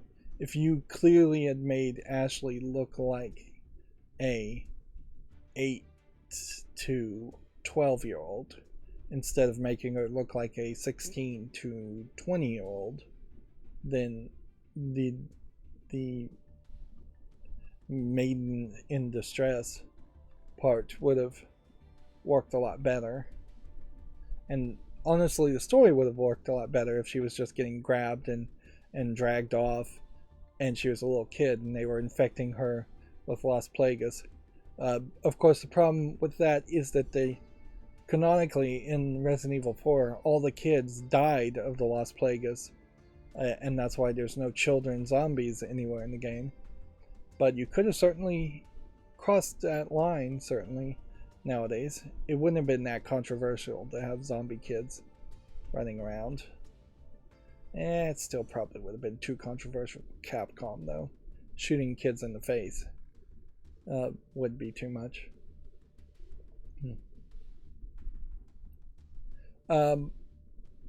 Firmament from Cyan Worlds, the makers of Myst, is out now. Unfortunately, we can see the initial 74 reviews are only giving it a 64%. Which, that is definitely the danger, is that Myst and even Abduction kind of set a high bar, and Abduction really didn't reach that high bar as far as the original Myst and the fandom and nostalgia around that. And so we can't play any of these videos. Still very weird how some videos play and some videos don't. But yeah, the makers of Myst were people who programmed with Apple, like PowerPoint type software, decades and decades ago. The new people that are making games at Myst are a whole new generation. And while the old people may still have some of the ideas, the new people have to implement those ideas or overrule those ideas, and arguably maybe overruling the ideas is the right way. Myst as a series, or Myst 1 and Myst 2 Riven, very much are flash in the pan open world puzzle games that you just can't really recreate. And that seems like that is the case, which is a sad thing, because it would be nice if Firmament did come hot off the presses and got a perfect score and was potentially the second game this year that was actually worth talking about, versus all the buggy games that have been released. It's probably not the second game of the year. Resident Evil 4 also came out this year, but we've had a lot of really bad games, and very quickly they disappear. Nobody's talking about, I want to say Remedy was the name of it, but that's not the name. Nobody's talking about the Microsoft zombie game, vampire game, whatever it's called. I can't even remember the name. Moving on to the regular news, since I'm moving fairly slowly here. The GTA publisher says that groundbreaking games will drive a big jump in sales the next fiscal year. Take-Two says titles will set new standards in their industry, which promises a lot, so hopefully they deliver on some of that. Inherently, Grand Theft Auto games and Rockstar games in general have been fairly lackluster, in that we had the GTA trilogy debacle, that wasn't made by Rockstar, but still. We've had GTA Online being very focused on Red Dead Redemption, having its online elements very much focused on. We haven't had major focus or any real indication that they even intend on making a GTA 6 that is going to be more of a single player experience. And even if they did make a GTA 6, I'm not sure that they can break enough ground to make it sell well, because it's been a long time since GTA 5 came out, and games have evolved, and I just don't know if GTA as a series can evolve with it. I would say there's as likely, if not more of a chance, that the next GTA game will feel very much like the reboot of Saints Row, in that it will just try to be a completely different game with completely different types of characters. The new episodes of Sonic Prime will arrive on Netflix in July. We already talked about mid-generation console refreshes. We already talked about the accessibility kit. I guess they were calling it Project Leonardo before. And now it's called the Access Controller. Which, okay, I guess it has a name. And they did a big announcement to show off the menu and the name. Speaking of Leonardo, my favorite mobile game, Destiny Child, the three main assistant characters you get at the beginning of the story are called Mona, Lisa, and Davy. And I have to admit my ignorance. I never realized that it was a pun of Leonardo da Vinci in the Mona Lisa painting. Davy is Da Vinci shortened, basically. But the characters look nothing like the Mona Lisa or anything like that, so that makes sense. Also, they are called Mona Lisa and Davy in English, and it's a Korean game that has also been translated to Japanese, so it's in part probably not the same kind of pun in the original Korean. Speaking of mobile games, I was advertised Star Trek Lower Decks on my mobile phone, and I installed that. And I'm probably going to get bored of that fairly quickly, just because of the long wait times. I like actually the story and the narrative that's going on, so if I ever could watch Star Trek Lower Decks without paying for a Paramount Plus streaming service, I might actually watch that. Lower Decks is an animated comedy of a bunch of incidents in Star Trek times, Next Generation, or slightly after that times. But because the stories go forward only when you've accomplished goals, and the goals get exponentially longer and more difficult, you're going to have one chapter of the story completed every few days, potentially even after a week or two, and so you're going to forget the narrative of the story, and there's no way to get any kind of like backstory and see previously completed episodes, it seems like, or even get backstories on the characters, so I'm very much in the dark. I also played Monopoly Go on my phone for about 4 hours until I said, yeah, this is not going to matter enough that I would want to play it. So I am now sadly up to like 4 mobile games instead of playing PC games and making YouTube content. And so, yeah, I need to get rid of one game or two. Marvel Snap, I'm still wasting time on. The Goblins and Miners game, I'm still wasting time on.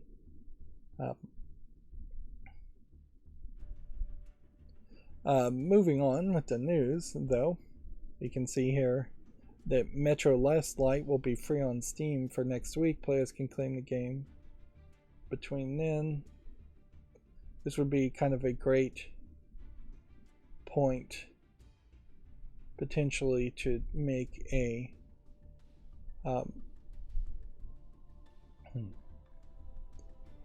YouTube short in a different style.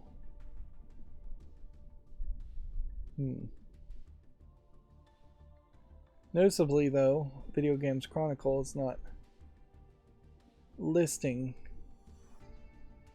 a link to Metroid Last Light. So I'd have to come over here, right click this, search this, do this, click this.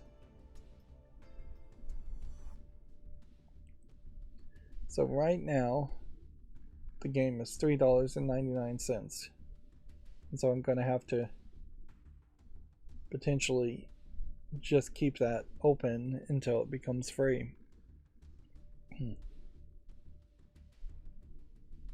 Which means I should come back here to the history, recently closed tabs, and that. There you go. And we'll leave that tab open. We'll use that as a barrier to remind me as to why I'm looking at Metroid Last Light. So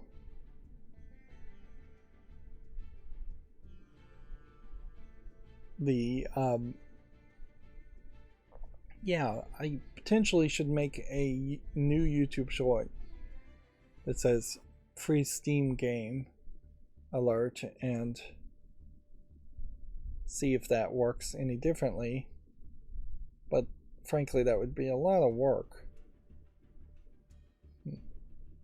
And then I would effectively be making a YouTube short to tell somebody something fairly quickly. Perhaps instead I should make a YouTube post on my channel and see if that would work any better.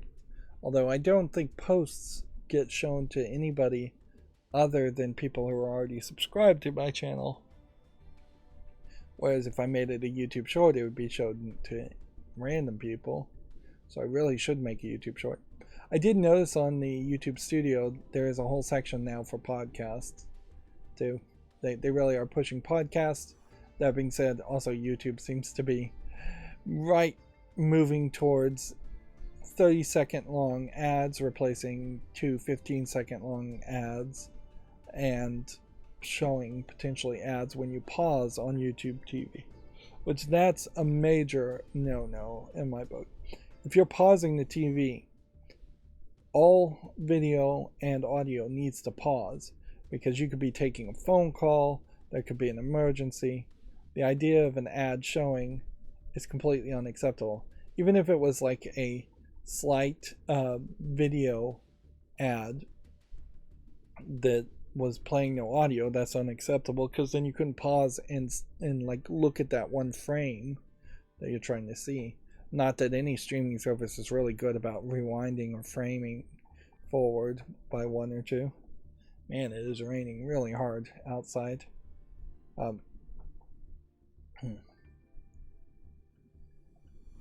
So, yeah, I could see maybe when you pause, it actually pauses, and then when you unpause, you get an ad. But that seems kind of unfair, too. You know, trying to cram in more and more ads is just not acceptable to most people. Moving on, as far as Video Games Chronicle articles, we really don't have that many at the moment. Take-Two says it's not seeing pushback from players on $70 pricing. In all fairness, I'm not seeing it either. It seems like video game consumers in general are suckers, or it's probably more accurate to say there is a large amount of, I imagine, particularly PC gamers and Steam gamers who have long since established that they were never going to buy AAA games at full price during that initial launch window anyways, and they were going to wait till a Steam sale. And so, let's say there are, let's just for a round number, let's say there are a billion gamers out there, people that just in a year actively buy at least one video game. Of that billion people, I suspect that PC gamers on Steam are probably at least half of that, and were never affecting the sales in the launch window at this point. For probably 5 to 10 years, it's been that way. And the people who are buying games at the full price during launch window, pre-ordering games, I think those are just the suckers that will inevitably be willing to pay any price whatsoever. And it is perhaps a catch-22, because I imagine Take-Two, even if they were getting harassed like crazy by people on Twitter, they would just say, oh, those are trolls, and we don't see that in our numbers. Even if they were getting properly boycotted by gamers and their sales were down, I imagine Take-Two would still say that they're not seeing that. We might get a very different story if they were being properly boycotted. When they have to do a shareholders meeting, they might say, oh, actually we did see some pushback at that point. But right now it just behooves them to say they're not seeing any pushback. Particularly also Take-Two games are the kinds of games that just would not really not be purchased at $70. They only are making a few games, and they're pretty big games. And they've only released a few games at $70 too, so it's very early. I think people may get tired of the $70 price tag a year later, after it's too late. Let's see. Mortal Kombat 1 apparently was announced with a September release with the first trailer. A console beta for the series reboot will be available in August. This does look like this is the official artwork. So let's see what the trailer looks like. Mature 17 plus. Are we going to see any actual in-game cutscenes here, or are we just going to, in-game footage versus cutscenes? Because I assume this is just a cutscene. And if anything, I'm already concerned as far as what this looks like, because this does not look like the types of things you really need to focus on in a fighting game. Big fields with high visual texture on the grass, or massive amounts of people in the background, or high texture on the fabrics in the faces. Like, this is all nice as far as the outfits and the faces, I'll say, but all the detail in the background is really just going to be a problem to render in the actual game, or a distraction visually in the background.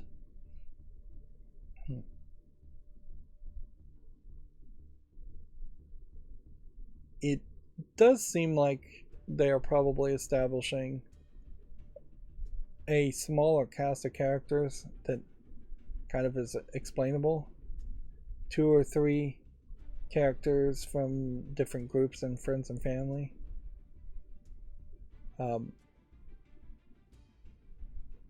Not giant numbers of characters from other realms that were added later, and not even like Mortal Kombat 2 characters.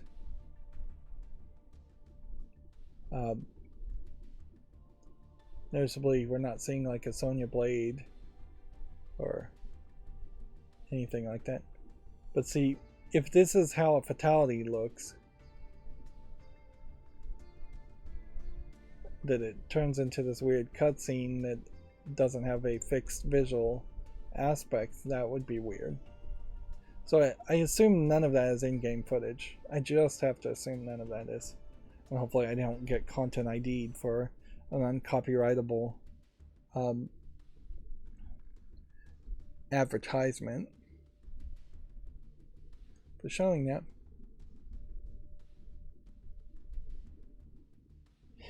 Yeah.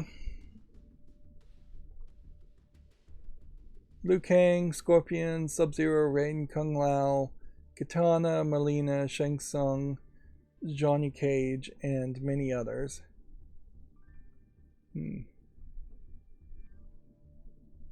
Pre-order now to get things. $70 for the standard edition pre-order, $110 for the premium edition, or $250 for the collector's edition.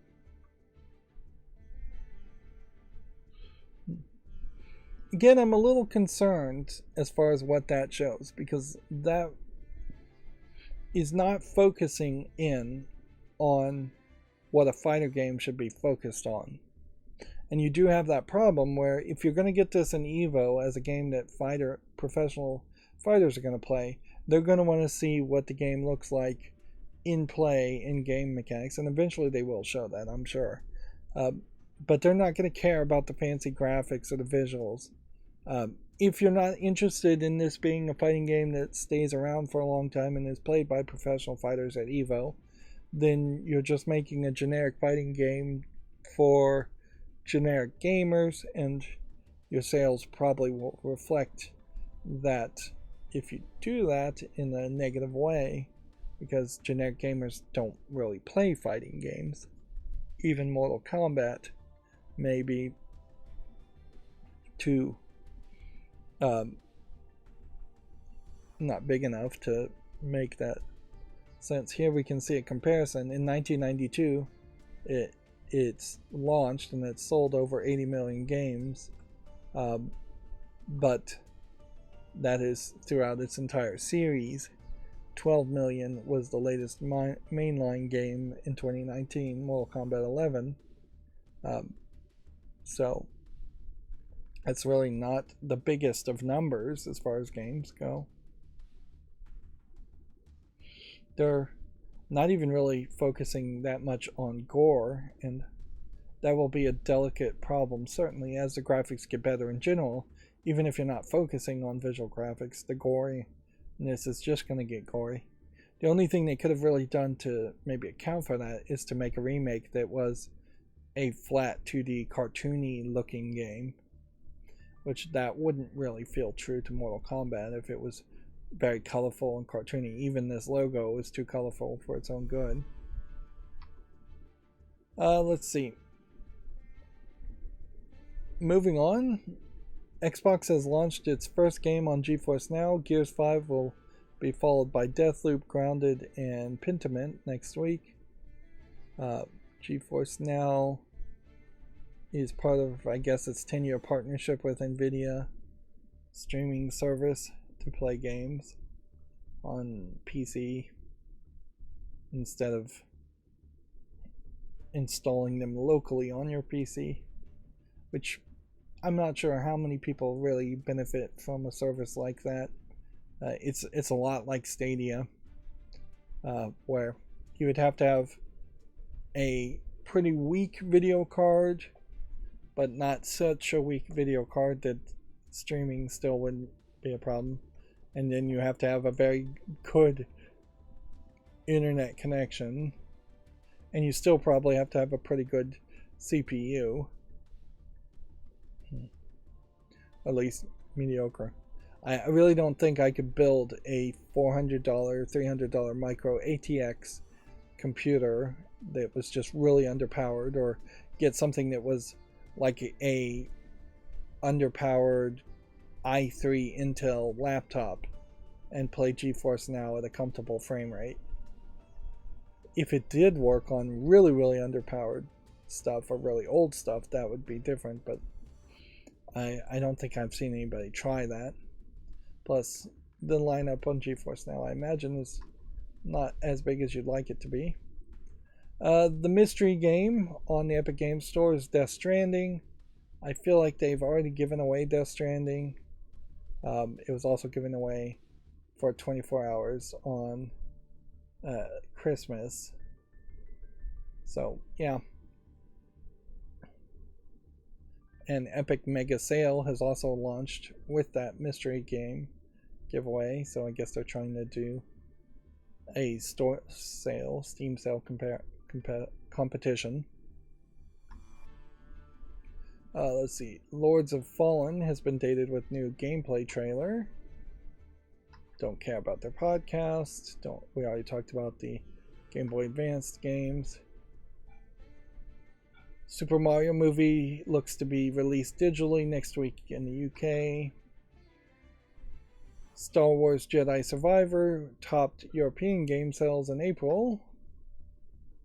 I talked about the first patch for Tears of the Kingdom. Sega has announced the Sonic Symphony World Tour concert series. Celebrating over 30 years of Sonic music, the tour will start with London and LA shows. I assume that this is a collection of live performers. Yeah.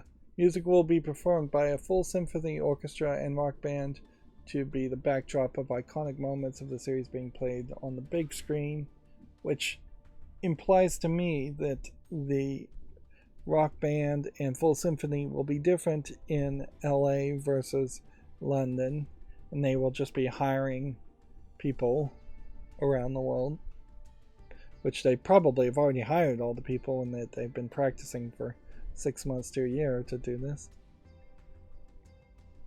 That being said, you'd have to probably be a huge Sonic fan to really want to go to that. Little kids might be interested in that, but little kids also probably wouldn't recognize a lot of the iconic imagery being put on the background, and I'd arguably question how much iconic imagery they really even have to show.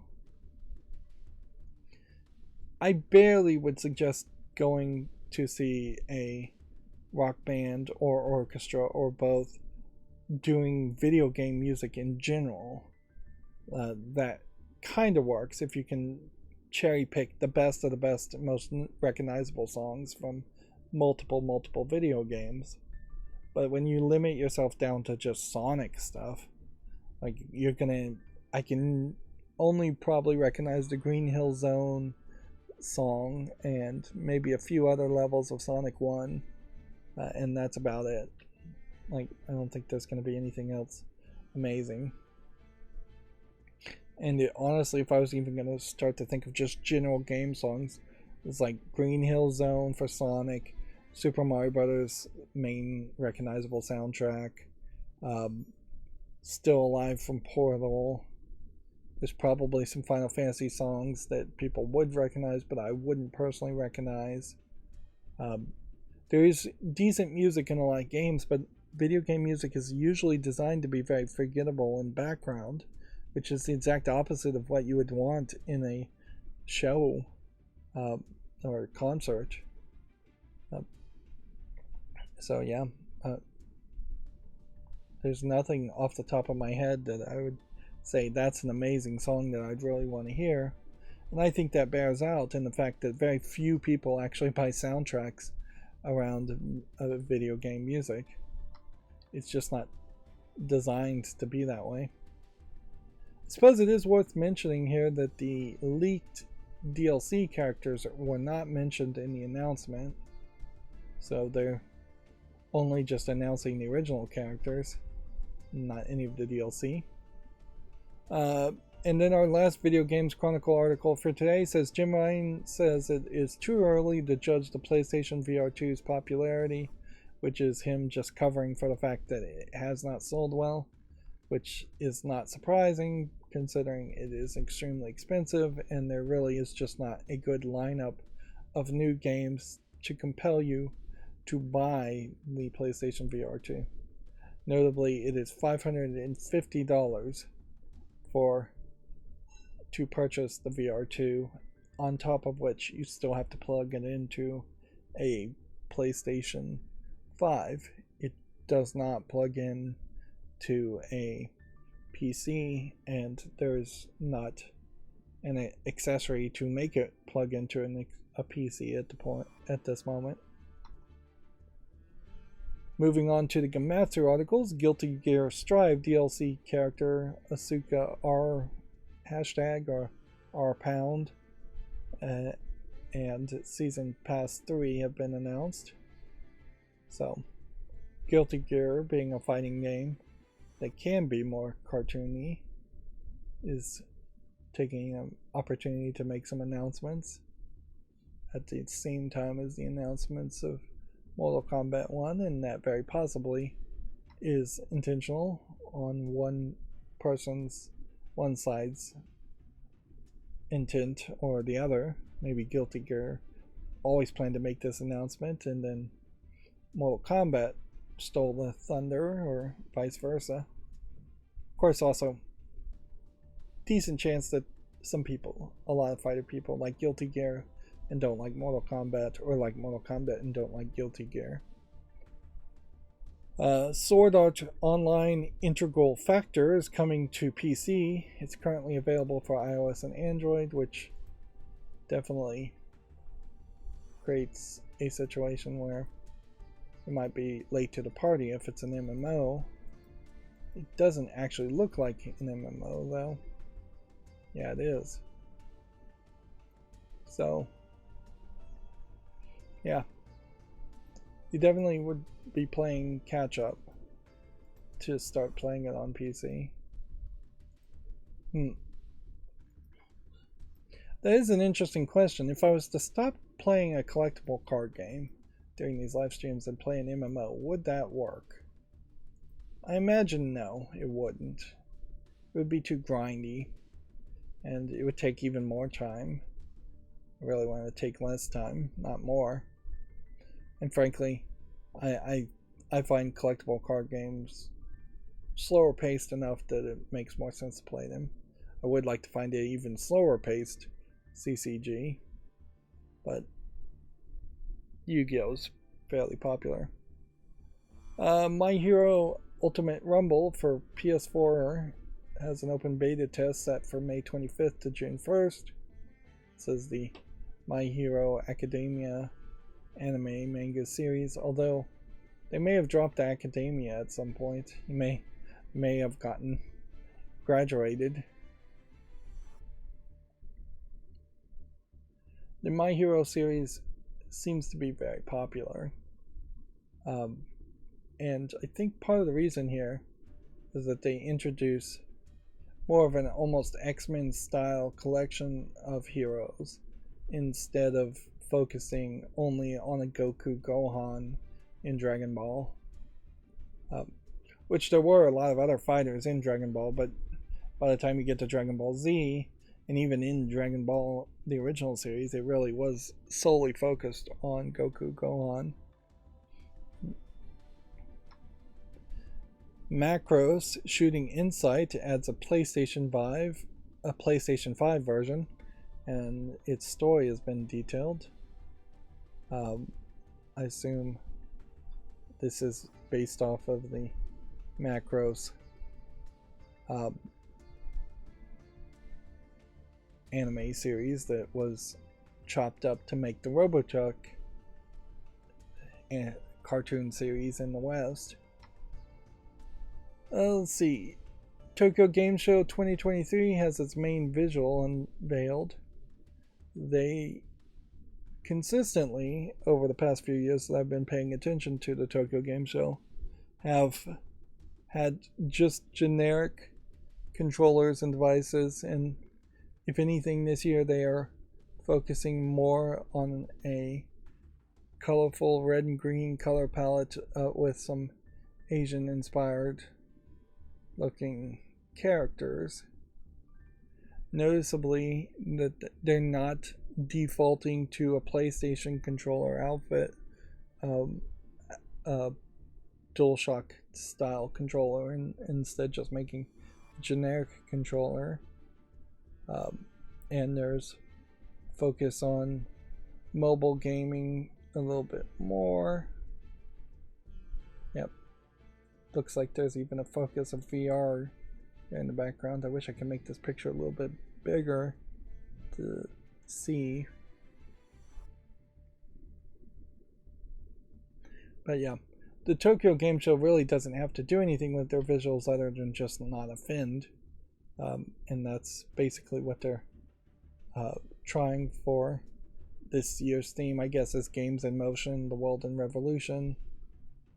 And I assume they mean actually revolving, not overturning governments.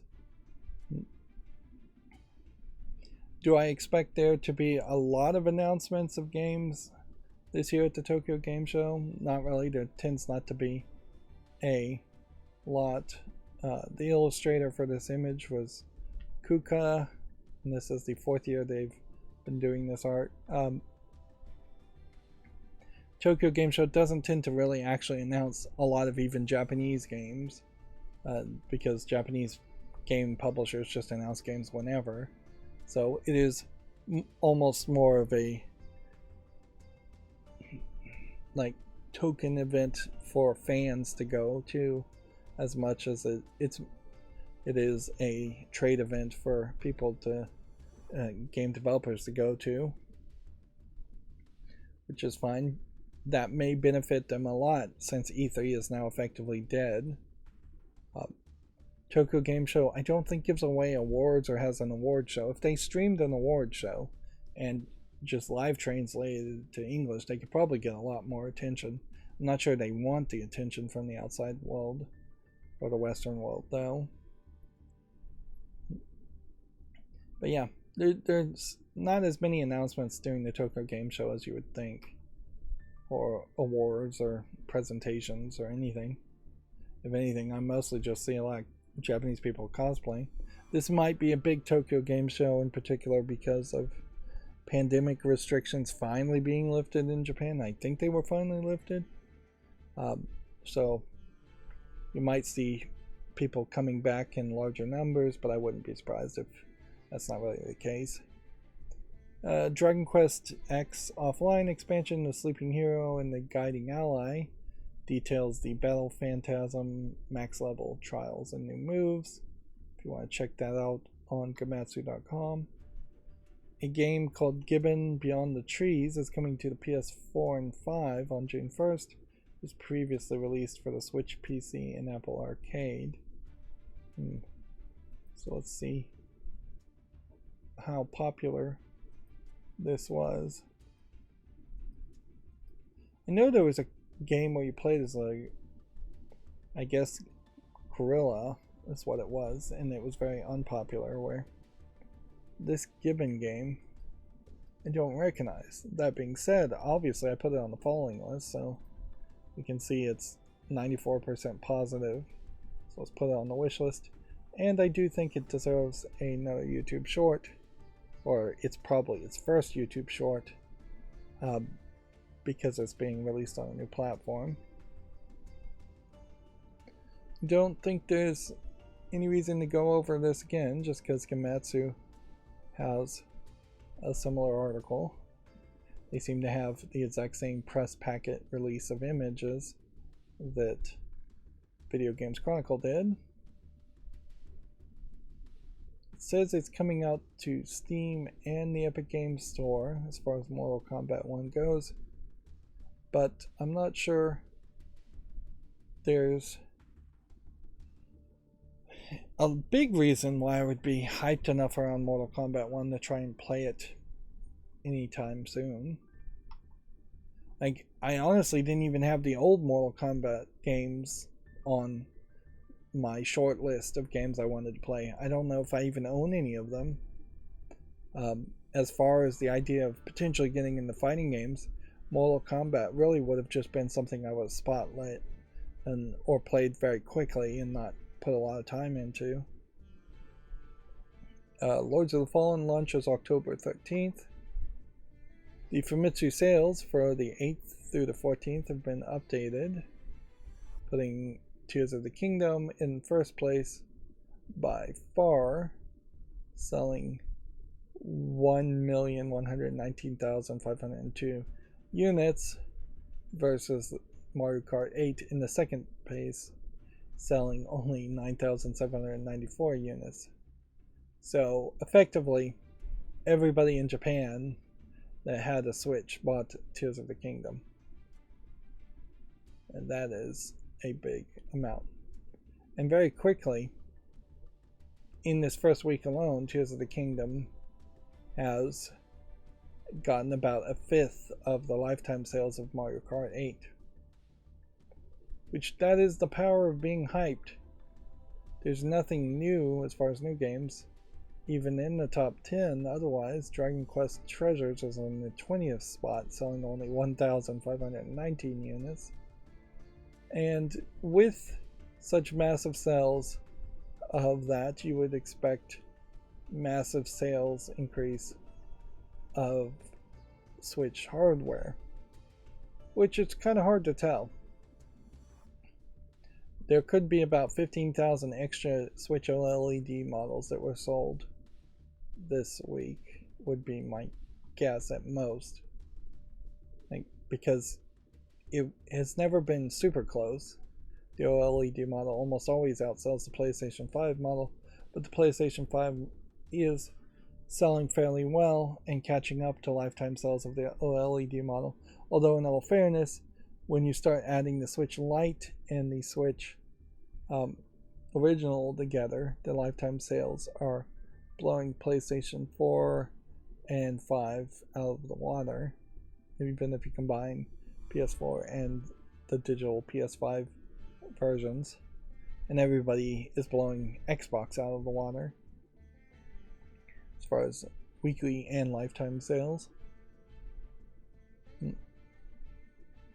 It is, I suppose, possible that Nintendo is going to try with their next console, the Switch 2 or whatever it's called, to effectively have a light version be the original version that's announced, and then do a updated version later that would be like the original Switch, and then do an OLED third tier upgraded version much later.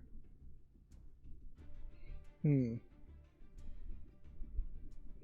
don't know if that would be your best bet, but yeah, I could see the idea of getting rid of the idea of the light version and instead having a 2024 version, a 2025 version, and a 2026 version, and then go more with the cell phone mentality of every year there being a slightly improved Nintendo console that still plays all the same games. It better have backward compatibility with Switch games, though. If it doesn't, that would be crazy. Even if it was cheap, I don't think people would buy it at that point. Moving on, Monochrome Mobius, Rights and Wrongs Forgotten for the PS5 and PS4 launches September 5th in North America and September 8th in Europe. Which, what kind of game is it? A JRPG. Let's see. Let's jump in here quickly just to see if we can get some visuals of what it looks like. Yep, looks like it's a big open world JRPG, team-based, turn-based stuff. Okay. I think I generally got what that is. Never Awake for Xbox Series launches June 29th alongside a large-scale update. What is the large-scale update? It's first launched on Steam. You can see that was September 28th, 2022. And for that time, it's barely over the 30 reviews necessary to put it on the wish list, but it is.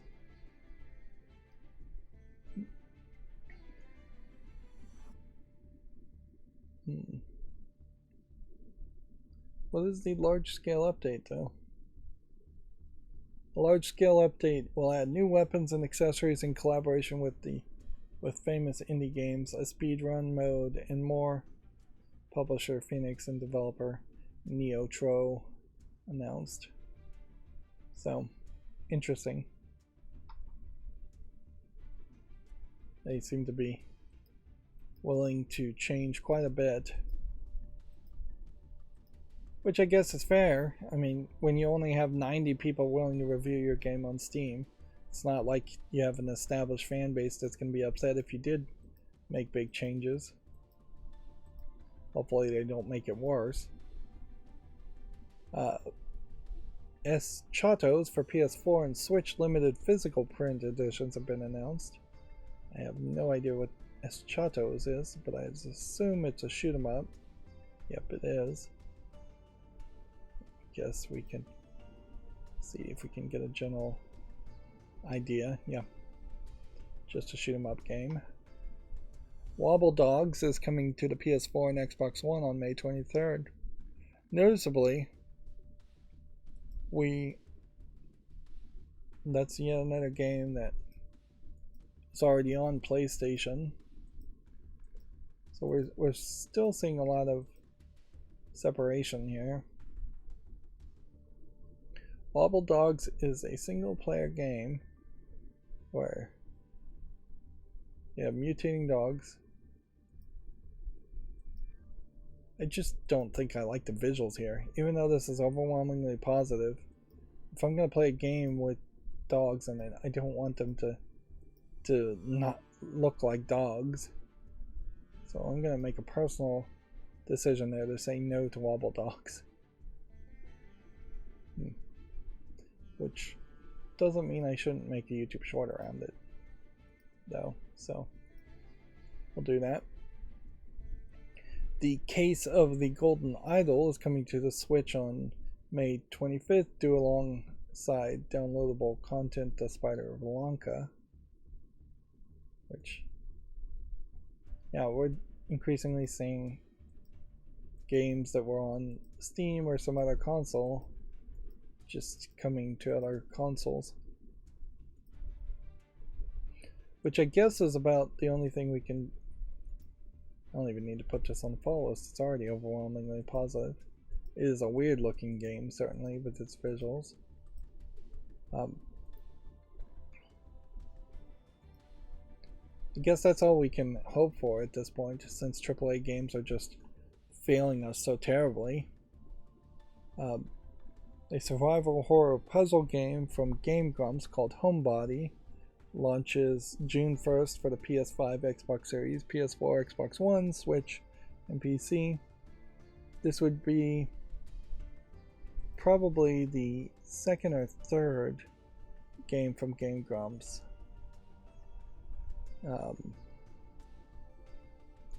Which, if anything, I guess Game Grumps has been the best at making kind of games they want to make that are weird without going super crazy on this. We have yet to see Video Game Donkey's game come out and be reviewed, but we are seeing a slow growing process where people become successful by being a YouTuber and playing video games, and they start to actually make video games. Yeah, Dream Daddy, Dad Rector's Cut is the only other articles here with Game Grumps in the name.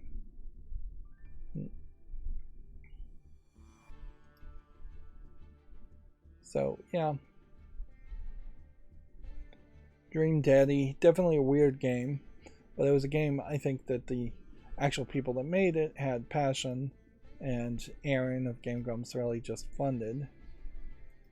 And you look at this, and it looks somewhat visually polished, and more than you would assume from like a horror asset flip game, and that's what I suspect it isn't actually a horror asset flip game. It may not be anything as unique as Dream Daddy. Dream Daddy basically being a gay guy, or gay dad's dating simulator visual novel. This is more ambitious, and they're taking their time too, because like there's not a whole bunch of them. Well, what's interesting here is there's more games than I would have thought. What did I just click on?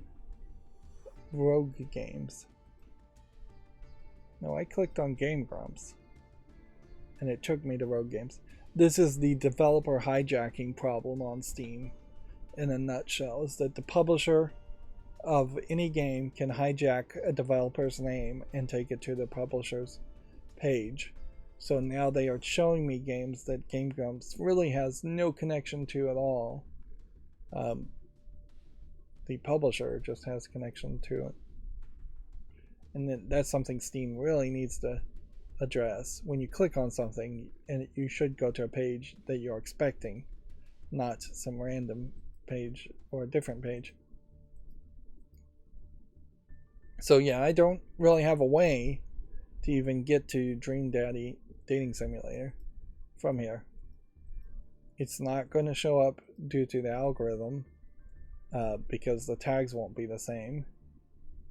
There's no reviews for a product that's not out yet. There's no link to it in the description.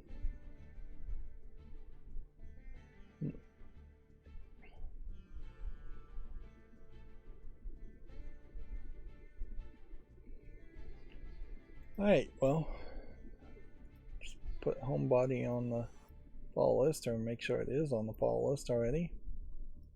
And then just leave it at that. Move on. I suppose even if there were multiple YouTubers, if PewDiePie started to fund better games versus the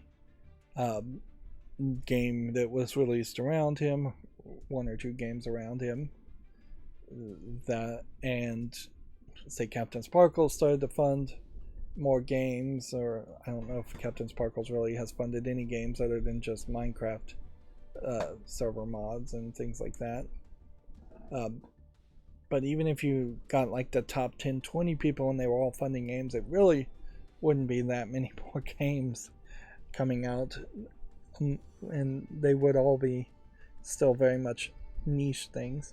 We may see a trend at some point though, where you start to see successful YouTubers pushing the game industry into making more weird games or smaller games, if they get the sales, which maybe they will, maybe they won't. In a lot of ways though, even if successful YouTubers did start to shift the momentum as far as how the game industry works and what kind of games are being made, I feel like there would just be a lot of pushback and a lot of sticking your heads in the sand type mentality from AAA publishers and developers. The likes of Take-Two and EA and Ubisoft almost certainly would not adapt and embrace the idea that Game Grumps was putting out 2 or 3 really good games that were competing against Assassin's Creed and potentially stealing sales away from Assassin's Creed, which Assassin's Creed games are probably a great example of your generic, we're going to make a different game every year that's exactly the same or almost exactly the same. Although EA is an even better example, just NFL 22 versus NFL 23. Moving on, Bleak Sword DX launches June 8th. It's a lo-fi fantasy, dark fantasy action game. It's coming out on Steam. I'll make a YouTube short around that. Slayer's X Terminal Aftermath Vengeance of the Slayer launches June 1st for Xbox Series, Xbox One, and PC. Also available via Xbox Game Pass. I don't think there's anything here that looks particularly interesting.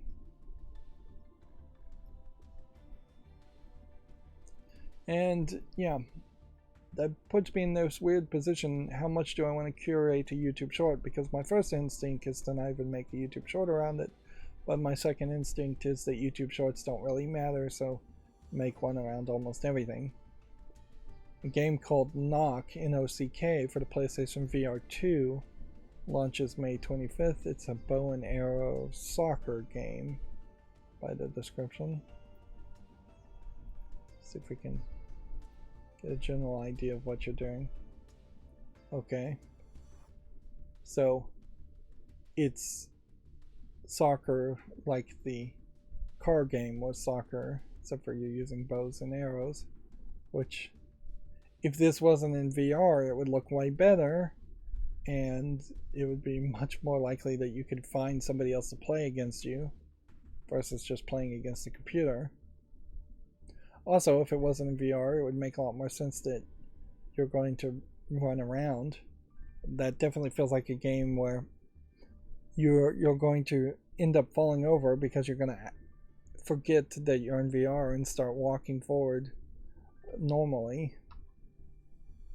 Let's see. A game called Oblivion Override launches in early access on June 14th. It's a side-scrolling roguelite robot combat action game.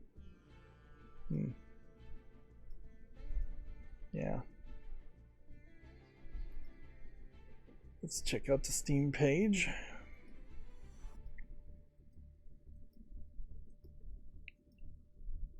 Yeah.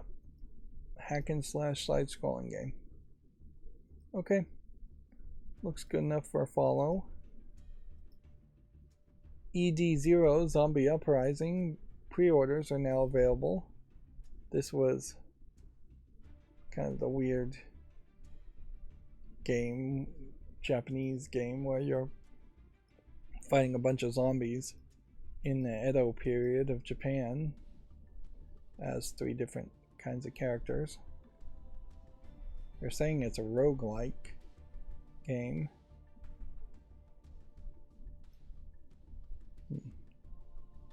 You can see in the last 30 days, though, it's like gotten 10 reviews that are mostly negative, and overall it's at 72%, which is not super positive.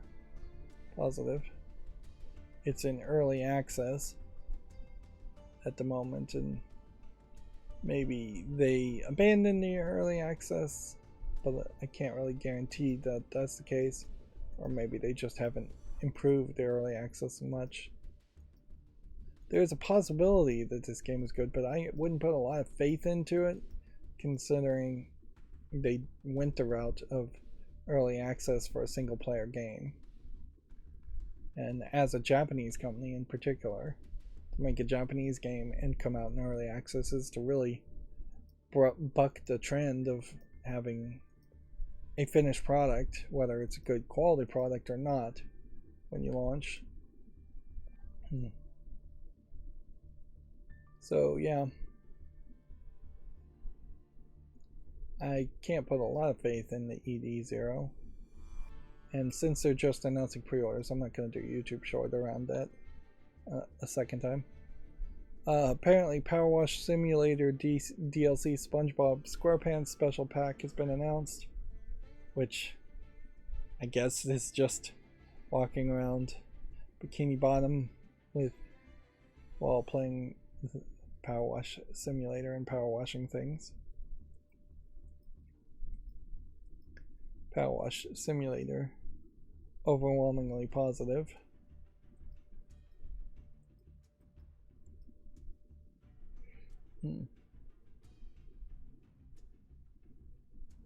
The thing here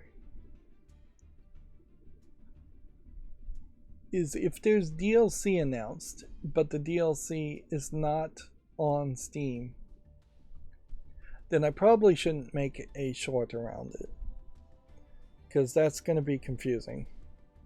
So going forward, if there are DLC parts, it's going to have its own Steam page, and then I'll have to see if my macro can even make a YouTube short from a DLC page. It probably can just fine. But yeah, just promoting a game because it has DLC a second time is going to be confusing. A game called Maquette, I assume is how you pronounce that, Maquette, for Switch, launches May 25th. It's a first-person recursive puzzle game. Let's see. Yeah, I remember this game. I really wanted to like this game, but you can see it's pretty mixed on its reviews. People aren't loving it. And by recursive, they mean you will basically see a environment, and let's see, what's the best example here. These aren't even really good screenshots for explaining what it is. This is the only one that even makes sense.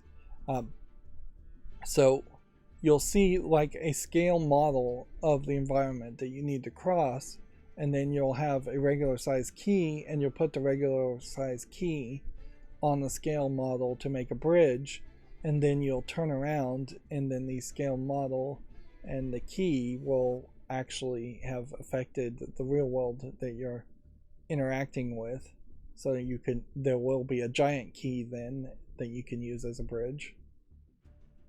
And this game is on the wish list, but not well received, and the Switch version probably isn't going to help that much. Wizard of Legend 2 has been announced for PC. It's being developed by the Children of Morta studio Dead Mage, which I may have to do a little research as far as what is Wizard of Legend 1, but if anything, it looks like it's a fast-paced roguelite game. Maybe. Because it's a roguelite, I really wouldn't want to play it, but I'll think about that later. Being published by Humble Games.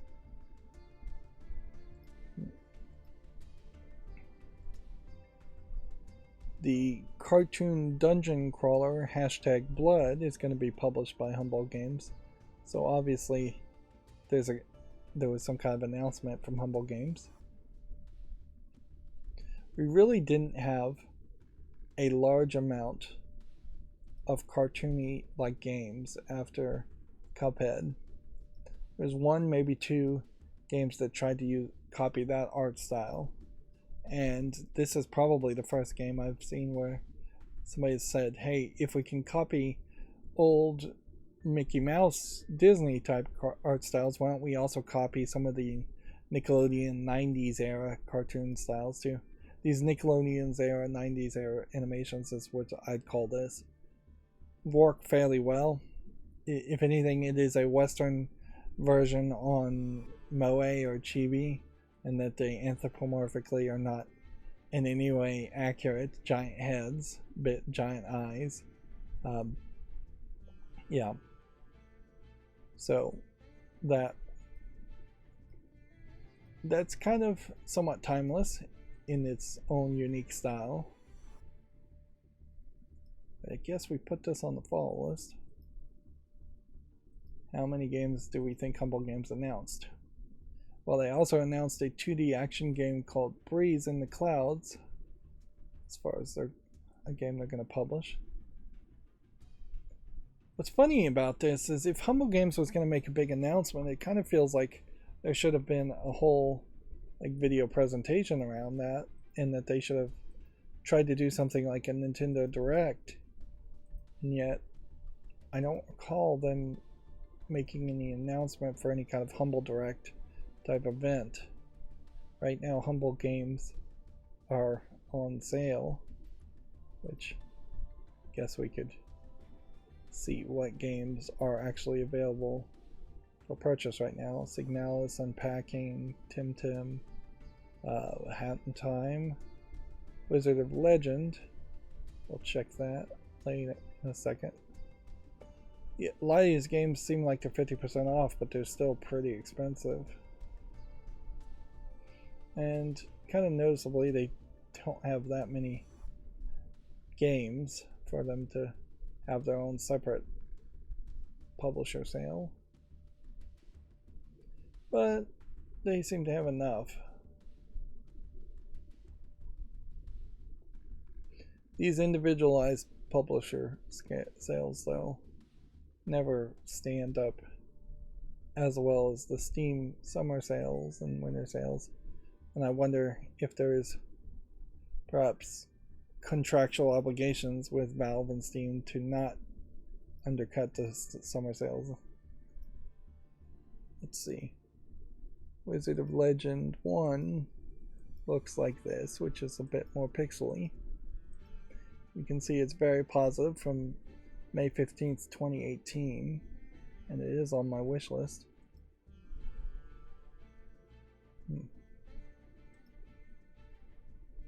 Right.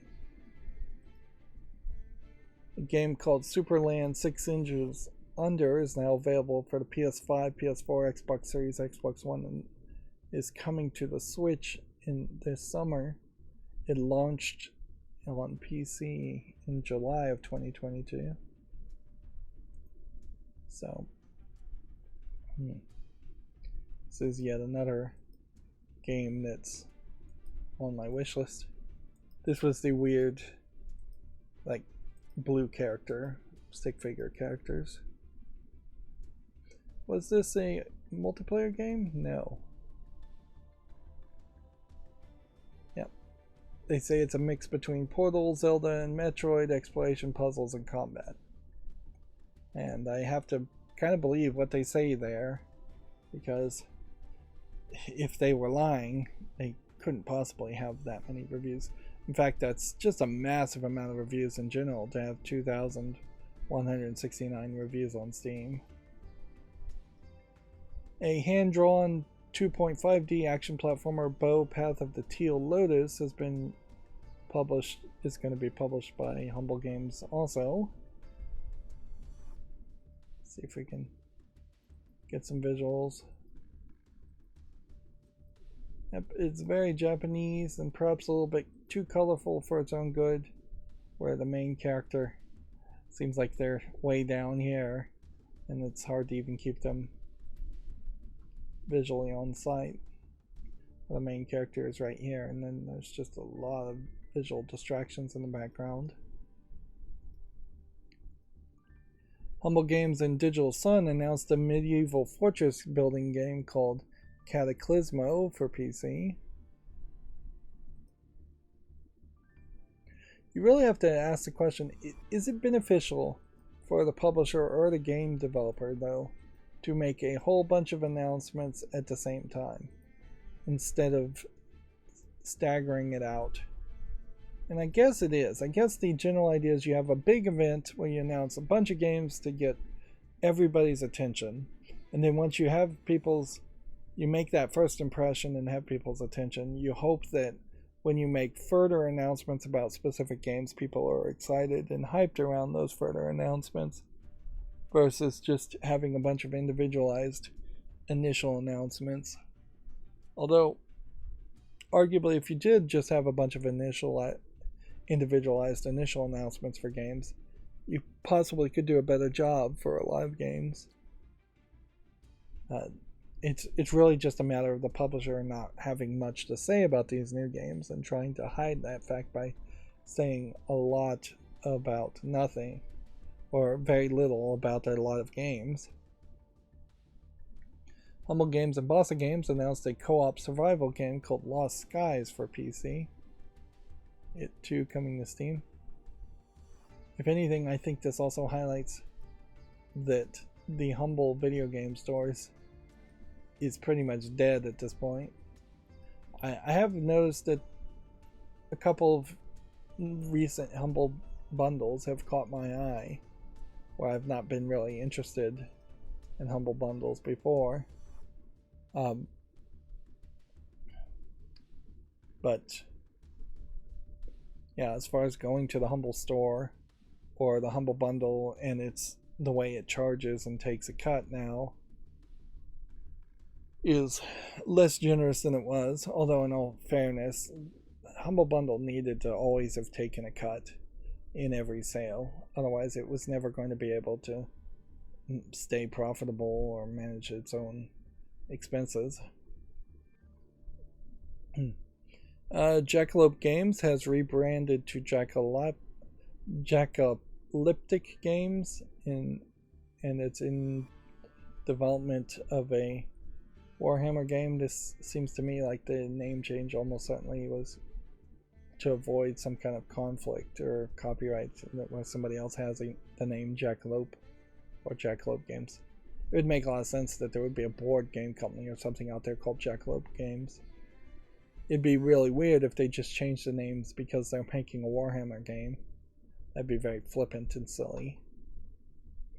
And then we already talked about Super Mario Advance, Super Mario World, Super Mario Advance 2, and Yoshi's Island Super Mario Advance 3, which is to point out that Super Mario Advance is just a rebranding of existing games for the Super NES. Super Mario Advance says featuring Super Mario Bros. 2 and classic arcade Mario Bros., which means it's not including Super Mario Bros. 1 or 3, just Mario Bros. Without the Super, and Super Mario Bros. 2, which would have been actually Doki Doki Panic, not the Super Mario Lost Levels that were sold as Super Mario Bros. 2 in Japan. Inti Creates announces a side-scrolling action game called Umbra Claw for PC. It's a new title from the Blaster Master Zero director Satoru Nishizawa.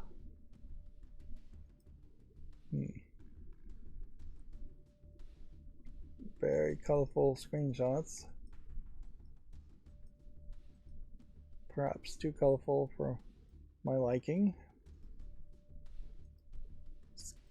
How many more Famitsu articles do we have? Well, we still have about 10. It is very random as far as just how many articles will come out in a day, in a couple days. Hana Awase New Moon launches October 26th. This is a Hanafuda-themed otome visual novel about a maiden and a continuously revolving moon. Hanafuda being the flower cards in Japan that don't have any writing, predecessors to like playing cards that you would have in the West. Otome meaning young maiden. Visual novels are novels with visuals. So, yeah, that is quite a lot to wrap your head around. Certainly. And so I would assume what the story is that each of the male romance protagonists is going to represent one of the Hanafuda cards,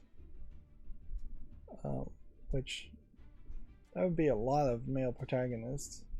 So maybe they will just represent some of the bigger, more important cards. Like if you included all the red ribbons and blue ribbons, that would be a lot. But if you just include like the big cards, those are Hanafuda cards there. It might be that the people don't represent any of the Hanafuda cards, and maybe they're just talking about Hanafuda a lot. Hanafuda is actually a pretty simplistic game. It's not super simplistic, but not really that difficult if you can learn it, and a pretty good game to play. Moving on, is it wrong to try to pick up girls in a dungeon? Familiar Myth Battle Chronicle has been delayed to August 26th. August 24th, no longer due out May 23rd. The Wonderful 101 Remastered free DLC, The Wonderful 101 After School Hero, is now available. Okay. So that link actually took me directly to this, to the DLC. We can see Wonderful 101 Remastered overall is very positive. That's probably a game that should be on my short list to potentially play. So yeah, this will be a good example to see if I can make a YouTube short specifically around DLC instead of talking about the main game. Ghost of Tsushima sales have topped 1 million in Japan, which is a big number for Japan, certainly. It came out in July of 2020, so kind of slow growth and also kind of limited in that it's only PS4 and PS5. Sales of PlayStation games are going to go up since PlayStation 5 is finally available for purchase in Japan. Let's see, Quantumancy The Purgatory has been cancelled. It's apparently been cancelled due to a conflict over the game's creative direction, which it's kind of crazy to announce a game and then have it be canceled. It was going to be a roguelike action RPG for PlayStations and Xboxes and PC. You don't see this. This is literally the first time I've ever heard of a canceled game being canceled before it's just dragged out forever. Every other developer would just stop talking about the game and quietly cancel it or put it in development hell forever. The weird thing about this is that they're not really talking about the names behind it. They just said it was a passionate endeavor from the friendship between the executive director and director. Unfortunately, after 2 years of development, we found ourselves in conflict with our creative direction. To preserve our friendship, we decided to go our separate ways. The director will retain all rights and will continue to work on the project in alignment with his own vision, which is to say,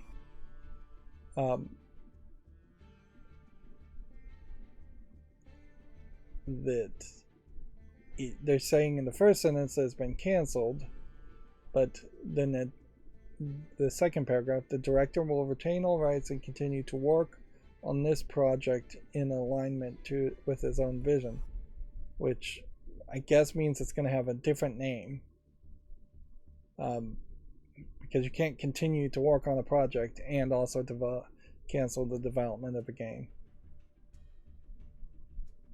This might be just the nicest way, even for a Japanese company, to say that the executive director has been fired or left a project. We look forward to sharing our future projects with you. Stay tuned to our online platforms for updates. Thank you for understanding, Corcel teacher team. And they're not even naming anybody.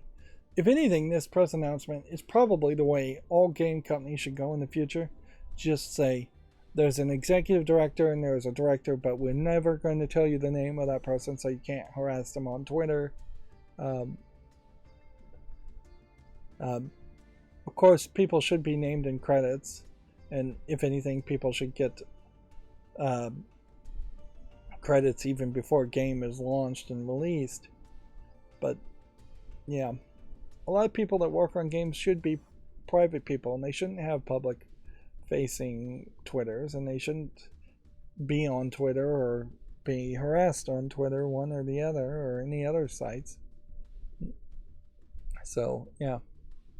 I imagine if we do get announcements of cancellations, we will see no names being used in those announcements at the very least. Moving on, Gal Guardians Demon Purge Physical Edition launches June 15th in the West. Gal Guardians wasn't the original name. They changed it slightly, but yep, still a little bit of hype around Gal Guardians, but I don't think it's coming to PC yet. So I'm not sure we've gotten any kind of confirmation it would come to PC at all. Let's see. Nope, I was wrong. It's already on Steam. And I don't think there is a argument to make another YouTube short just because a physical edition is available. You can see this is 81% positive.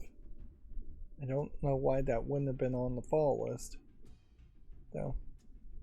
I guess the real danger here is that I may start to find games on Steam that in the first few weeks or months that it's released, it's not very positively reviewed, and then it gets better reviewed later. And that's something that mainstream video game journalism just does not do anything about. They don't go back and do retrospectives on old games. You might find some YouTubers that do that, but not a lot. Even when you think of like the completionist who's playing old games to 100% completion, he's really only playing like 100 games to 100% completion, and they are, for the most part, 100 games that he has already played once on his channel, and he's just redoing his first 100 games on his channel, which that takes up a lot of time, certainly. And if you were going to do retrospectives on a YouTube channel, you would almost certainly have to have 4 or 5 people playing games, not just one person, because there's a lot of old games. I guess my channel is the closest thing to playing old games, and even in that, I have to admit there's thousands of games I should have played and haven't yet, and probably won't ever get around to before I die of old age. Moving on, we already talked about the Sonic Symphony World Tour, and we already talked about Mortal Kombat 1 leak. Let's see, the God of War Ragnarok art direction Rafael Grassetti leaves the Santa Monica studio after 10 years. More news on what's next for me next week. Which, you know, I don't know if that really means too much. I think a lot of people who had worked on God of War and God of War Ragnarok were tired of making God of War games, and I don't know if Sony was willing, as the publisher and funder of Santa Monica Studio, I don't know if they were willing to say, alright, let's give you a different project and let's hand over the God of War series to somebody else, and take that risk. Working anywhere for 10 years is a very reasonable amount of time to leave. Frankly, working anywhere for 4 years is very reasonable to leave. Even 2 years is alright. Anything less than that, you really haven't put in that much time. But then a lot of jobs you can tell are awful on day one.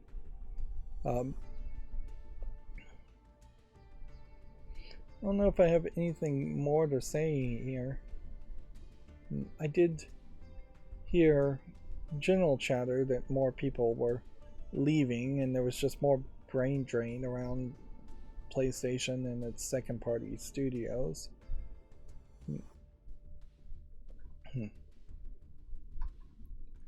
Let's see, the Dead by Daylight chapter in transmission launches June 13th. Survivor Nicolas Cage and more have been announced. Is Nicolas Cage a character that actually looks like Nicolas Cage? Yeah, it is. Somewhat looks like Nicolas Cage. I feel like, if I recall correctly, Dead by Daylight, he said they were going to give up on development as a game, and that would certainly explain the 50% positive reviews in the last 30 days. Let's see if we can see some of this.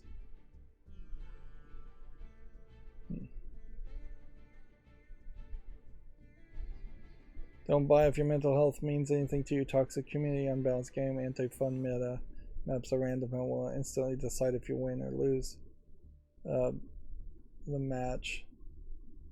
Dead by update.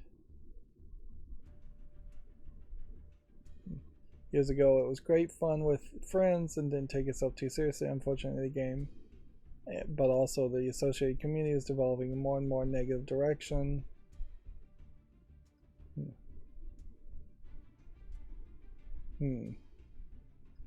So there is a passionate people, group of people here that are not happy with the way this evolved. Let's see, could I find the end transmission? There's a ton of DLC here. $277 in DLC.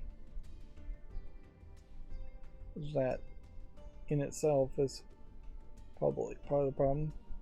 And some of this kind of makes sense, that if you're going to license Leatherface or the Saw characters or Ash vs. Evil Dead, maybe then you have to sell this DLC. But then the Survivor expansion pack here is like $30 and is mixed reviewed. And maybe you just don't try to have every single horror icon character. Hour of the Witch might be an original story. The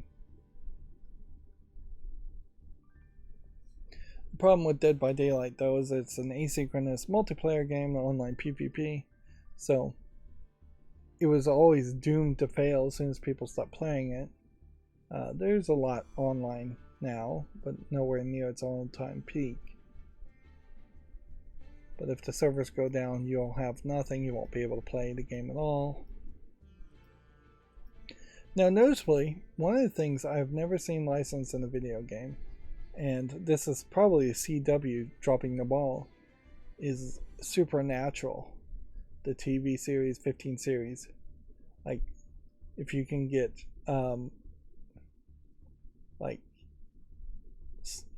I can't remember the name. I know Dean, and I want to say the other brother's name is James, and I know it's not James.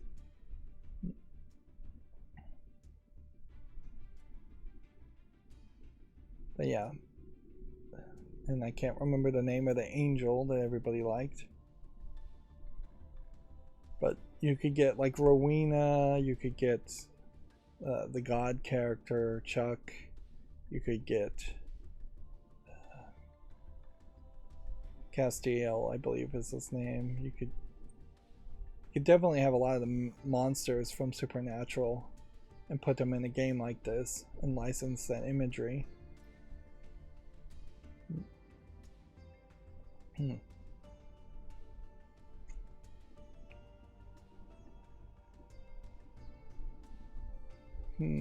I guess maybe I'm wrong. Maybe it was a different asynchronous horror game that they said they were going to stop working on, because this definitely seems like they are still working on Dead by Daylight. That being said, we saw with the reviews that it seems like people are not super happy with it.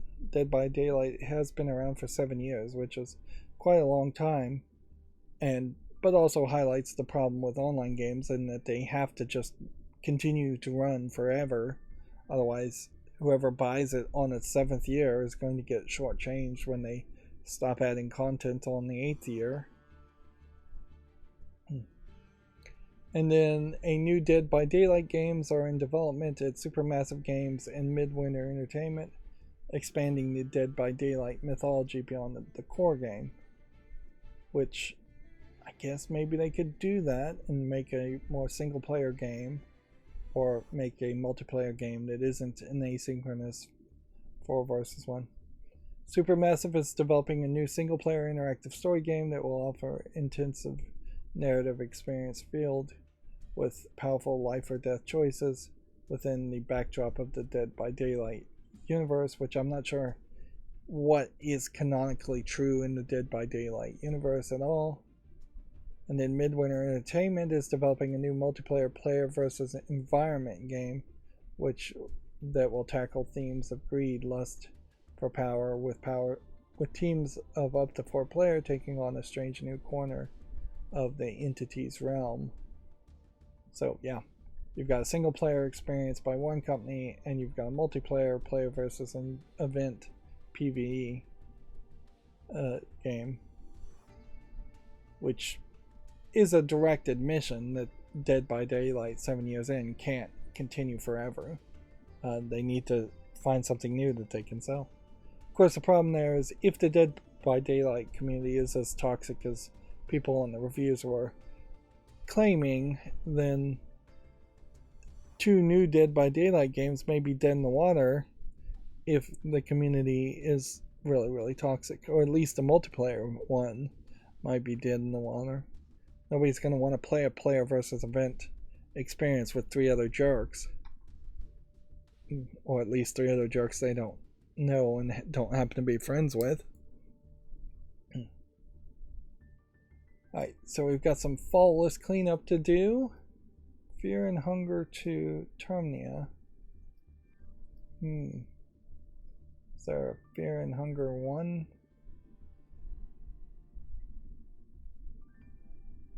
Let's see. Let's check out this developer. Fear and Hunger 1 is like an old RPG game. It weirdly is in the adults only section. Game contains graphic violence, gores, use of drug, alcohol, nudity, and scenes of sexual nature, English and Russian.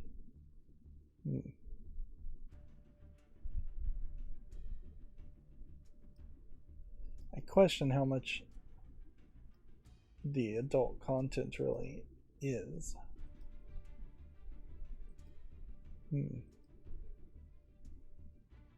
Alright, well, this is very positive, so I'll put this on the wish list. And then,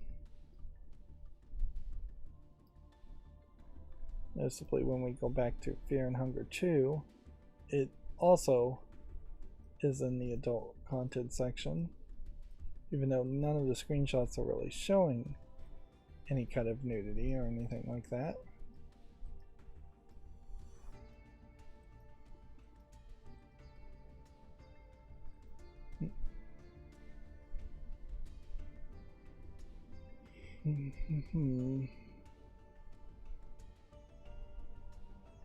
Use of alcohol, drugs, self-destructive from suicide to self-harm, nudity, sexual content, depression, mental health, sexual violence, child abuse, atrocities that come with it. This definitely is a game that is selling itself as being incredibly dark. The actual look of the game doesn't really seem to be more than just an RPG game. Whatever though. We just have to go with mob rule, and when you have 1,000 people giving overwhelmingly positive reviews, then I have to follow it. And ironically, this might be the best adults only game on Steam, although this may also be a game that originally was trying to sell itself or was sold outside of the adults only section and got pushed into the adults only section, perhaps unfairly. Right. Next we have a anime visual novel, very colorful, well drawn. It's part of the Fault series, as far as whatever that means. This is the latest entry in the Fault series, which has shipped over 500,000 copies worldwide. Those stories in Fault are presented in the form of chaotic visual novels, which tell gripping tales of human drama in a world where science fiction is melded with fantasy. Look at this animation going on here while they're talking. It's like a live 2D type animation, although arguably this isn't even live 2D. This is just fully animated loops, full animation loops. Alright, well, there's definitely nothing here that lets me eliminate it as an option. And then there's a lot of room here to potentially think about the other Fault visual novels, which are already on the wish list. Next fall list cleanup we have is a game from 2021 called Fatal Core. It's a collectible card game. And while it is positive at 89% with 46 reviews, it is, like all collectible card games, going to require an active player base, of which I don't think there really is, because that is far too few views for a free collectible card game. That being said, even if it had thousands of positive reviews, I don't think there's anything in this CCG that would make me want to play it, so I'm going to say no. And then Fastest Fantasy Life Simulator. I think we can say no to that. I'm not sure why that would have even been on the fall list. Fast Burger Simulator is mixed, so I think we can say no to that. That was from January, so it's had a decent amount of time. Fast and Furious Spy Razors Rise of Shifter is mixed and pretty irrelevant, so we can say no to that with only 18 reviews. Far Rock Dodgeball doesn't have any reviews, so we'll have to say no to that. Farming Simulator 2022 is very positive, so we'll say yes to that.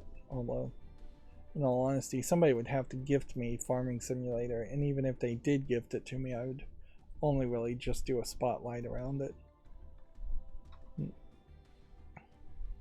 Farmer's Life is very positive, which, if anything, this is probably closer to the kind of farming simulator game I would want to play. It's something that feels like what farming would have been 50, 60 years ago, before everything was just run by a tractor. And inherently, I assume farmers are having to deal with minor emergencies non-stop, and it isn't just the sweet life of hopping in an air-conditioned tractor that's GPS run and just sitting in the car for several hours. Farmer's Father Saved the Innocents, you can see it's mixed. It came out March 29th, but yeah, at a 56% positive rating, I think we can pretty well confirm that it's probably not going to get better. So then that brings us to the GameDeveloper.com news articles. GTA speculation intensifies after Take-Two teases groundbreaking titles. Honestly, though, that feels like a big oxymoron of a headline for GameDeveloper.com. How can a GTA game be groundbreaking? Like, unless it's literally going to break the ground. Like, anything that feels like or looks like a GTA, honestly, anything that even has GTA in the name, can't be that groundbreaking. It might be groundbreaking in the technology sense at best, but the gameplay mechanics can't be that groundbreaking. If they can somehow make a groundbreaking GTA title, I mean, it is possible it could happen. That I would be very surprised and excited by that. And that is certainly the teasing that Take-Two should do, is to say, hey, we're going to do something groundbreaking, instead of implying they're just going to do more of the same. Any publisher really should make that kind of promise if they can deliver on it.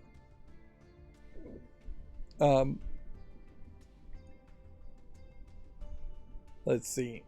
Mortal Kombat 1 is NetherRealm's next and first game post the Warner Brothers merger. NetherRealm steps back in the rebooted ring. So yeah, AT&T owns Warner Brothers. I think Warner Brothers already owned NetherRealm though, so I don't think that is really implying much there.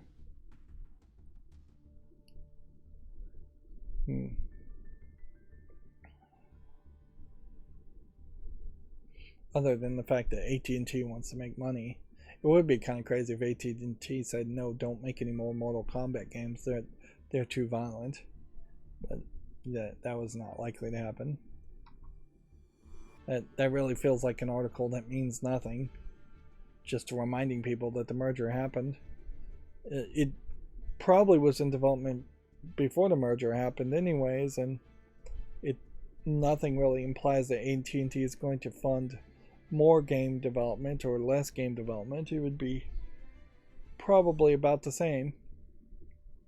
Oh yeah, that's one thing I've been doing too, is I've been watching the newest Twilight Zone that came out a few years ago on Amazon Prime. It was, I believe, a Paramount Plus exclusive when it originally came out. I want to say Jordan Peele is like the host. It is awful. And I do vaguely recall that most people thought it was awful. It clearly was written during the time in which coastal leftist elite writers were at their most irate anti-Trump possible, or just anti-right-wing conservative possible. And so getting further into the episodes, you just see that more and more and more. But that's not even the biggest problem, because in fairness, the original Twilight Zone, fairly liberal in its messaging. So that's not super crazy to be kind of liberal or progressive in the messaging of the Twilight Zone, but it's in the delivery. Very noticeably, the presenter, the Rod Serling replacement, doesn't show up quick enough in the new Twilight Zones, and the twist, or at least the initial twist, the initial hook of the story, does not show up anywhere quick enough in the first episodes. So very quickly, what I've done, and so I really haven't even given the new Twilight Zone a fair shake, I'll get 5-10 minutes into the episode and I'll get bored and I'll just skip to the end and just try to figure out what the twist even was to begin with, or what the twist at the end and the revelation at the end was going to be. And they just don't deliver on any of that. Like, within probably at least the first 3 or 4 minutes, there needs to be a big twist, that first hook twist. Then the Rod Serling announcer guy should come on and reiterate and double down on that hook twist, and just generally explain what's going to happen in the rest of the episode. And then you watch the rest of the episode, and then usually there's a big twist at the end. Although in a lot of cases of Twilight Zone stories, there might be somewhat of a big twist at the end, but a lot of times there aren't. And I think they are writing all the episodes to assume that there's only going to be a big twist at the end, and that's it.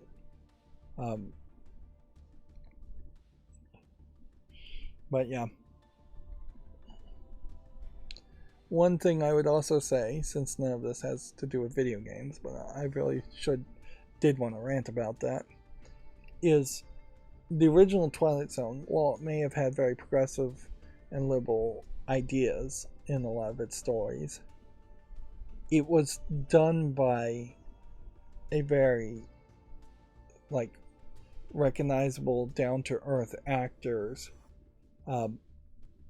So while the ideas were a lot more subtle, or there was somebody that was very relatable and down to earth and just like a downright decent, often it was very country type actor that was doing the acting, so people watching could really relate to that and get to the end to hear the message, or at least hear the message, if not agree with it. Whereas the new Twilight Zones, like, people would just go, it was woke garbage, and turn it off, and after basically the first second of the first episode, because you have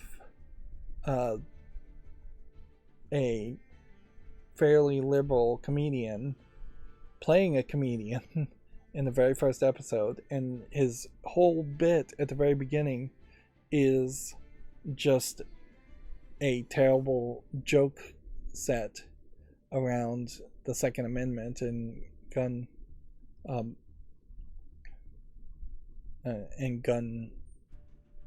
controversies, wedge issues around guns, gun ownership and Second Amendment and things like that.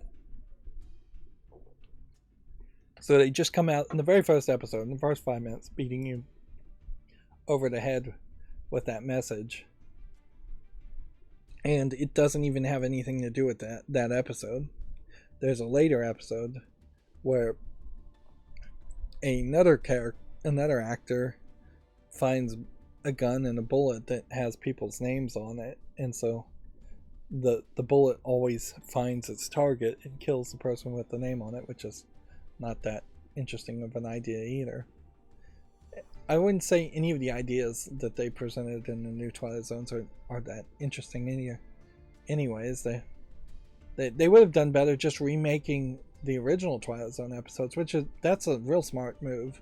Take the exact same story, exact same lines of dialogue that Rod Serling has already had written amongst his students, effectively, that he taught to write stories, and just have new actors say the same lines of dialogue. Maybe you change a thing here and there to explain why it's in modern times instead of the past, but that'd work very well, because very few people that are younger are going to want to watch the black and white Twilight Zones. You could also probably throw some AI into it and just reanimate the Twilight Zone episodes with fake, hyper-realistic 3D characters. Anyways, I'm going on a rant here. I'm already 3 hours and 20 minutes into the stream. Apparently, Xbox may add time slices to its subscription model. Duels may be one way in which Microsoft draws extra revenue from Xbox Game Pass subscribers. I don't know what a timed slice would be. I guess they're calling it a demo. So you could play potentially the first 2 hours of a game just like Steam before buying it. The only difference is in Steam you have to buy it first and then you can ask for a refund. Yep. I guess that might work. Particularly if you could find 2 hours that are the best 2 hours of a game, and say have somebody jump into like a Final Fantasy game where you're 100 hours already in, and then you play 2 hours of the best part in the middle of the game as the time slice. And then, yeah, that you definitely could do something like that. Microsoft, I imagine, will just experiment with everything that they possibly can. Then we already talked about them expanding their accessibility support and testing options, although we didn't really get as much details on that as I would have liked. Let's see, Amazon's new Lord of the Rings MMO won't impact Lord of the Rings Online. Standing Stone will continue to keep its Lord of the Rings MMO up and running as Amazon's Lord of the Rings MMO is being developed. Almost certainly one of those will eventually die. It'd be weird if there was 2 MMOs going on at the same time. Nintendo says that the Super Mario Bros. Movie has become a powerful touch point, which they're true. There will be kids decades from now that will have grown up remembering watching Super Mario Bros. The movie, and it will give them nostalgia to make them want to play Super Mario Bros. Games decades from now still. That being said, Nintendo still has plenty of opportunity to screw it up. They could make a bunch of terrible Mario movies. Even the sequel, if it was really, really bad, could undo the success of the Super Mario Bros. Movie. Or they could just make a terrible amount of Mario games. Or they could just make too few Mario games in general. So they have been given some promise by the success of the movie. Now they have to fulfill on that promise as far as delivering more good movies and more good games. We already talked about the name change to Jackalyptic Games, and their headline says they're going to pump out Warhammer titles, which arguably pumping out Warhammer titles is the standard mode of operating for Warhammer titles. And then there's a report here that Brace Yourself Games has laid off half its staff. Former staff are claiming that Brace Yourself had recently slashed half of its 43-person staff. What did Brace Yourself make as a game? This looks like Crypt of the Necrodancer. Yeah, Brace Yourself Games made its presence known in 2015 as Crypt of the Necrodancer, and the studio has since made steps to becoming a larger player in the indie scene. Last year it announced a shift to publishing titles from other indie developers, and inherently that is where you first should stop investing in a company, is when they say we are going to no longer make things, we're just going to publish things other people make. And even at that, they're saying they're going to be a publisher from other indie developers, but only a small handful at a time, so they weren't even willing to go big with it. It's Industries of Titan and Phantom Brigade, who merged with it, and was actually made by Tetragon Works. And then as a publisher, they released a game called Godless in 2022.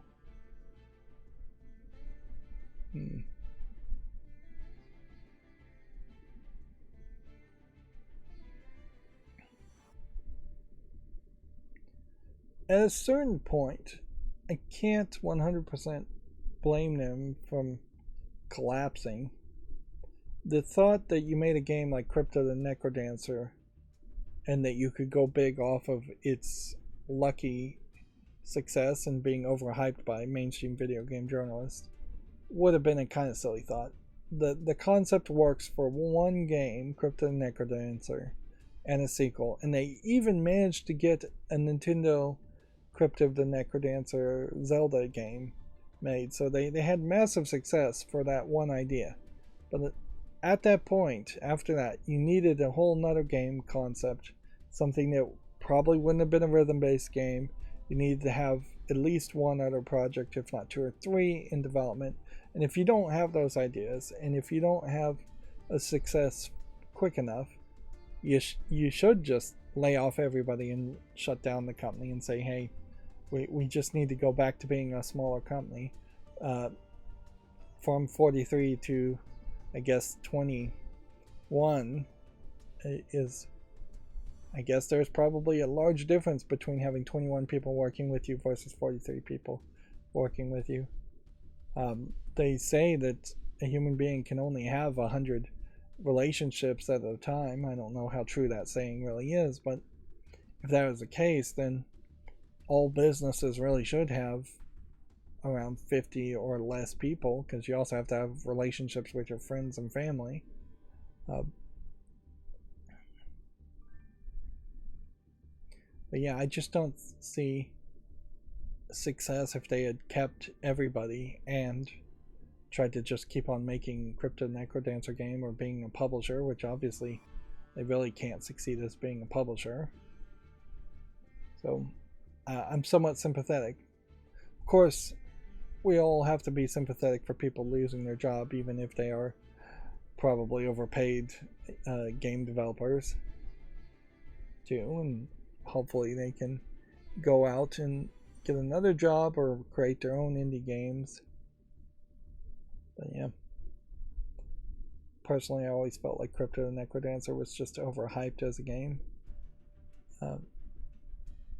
But also, I don't have any rhythm, so I couldn't play it even if I wanted to. Alright, now let's burn through the games that came out on Steam in the past couple days. Here we have a shoot 'em up called War, which I think deserves a YouTube short, but I'm not gonna ever want to play a shoot 'em up.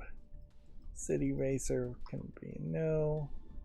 Here we have our first adult game called Slave of the Succubus. Flat 2D anime, well, not really anime art style. Looks like there might be an RPG Maker game behind all the adult stuff. And I guess it is going, yeah, there is an RPG Maker actual game behind it.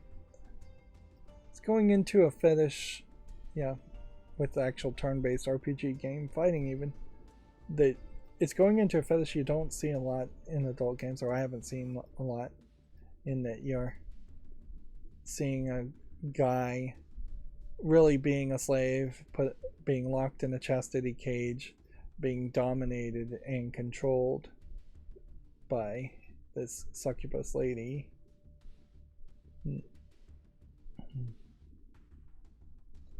It is $8.99, English only. Female dominant character with BDSM, with questionable consent even. There is a Netflix series called Bonding, and the whole second season of it really is just addressing how badly they got the concept, or how much they ignored the concept of consent in the first season. I have to assume they got some feedback there. Although I think it's still very much, even the second season, a story that has a dominatrix, or a lady working as a dominatrix, as just a gimmick and not really the focus of the story as much, although season 2 focuses on it a lot more. The whaler here doesn't look like anything of interest. Graduated. Looks like it might be something. Lusty God is probably our second adult game here.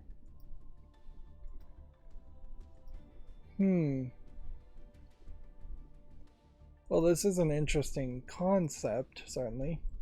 It's one of these alchemy games where you get two items and you merge it together to create another item. So, like fire and water create steam. Then you can have steam and you mix it together. Except for the fact that this is an adult game, so you create adult versions of things. So I'm seeing like a screenshot here of a tree penetrating this white-haired, barely dressed lady, or completely undressed in some of the scenes, and it seems like you can make at least a golem at some point and then get a full-on sex scene animation. It's $1.79, which is not particularly expensive for this type of game. It says it has English and full audio. And because this is an alchemy game, the real question would be how many items are there? Because these could be very few items, or it could be quite a lot.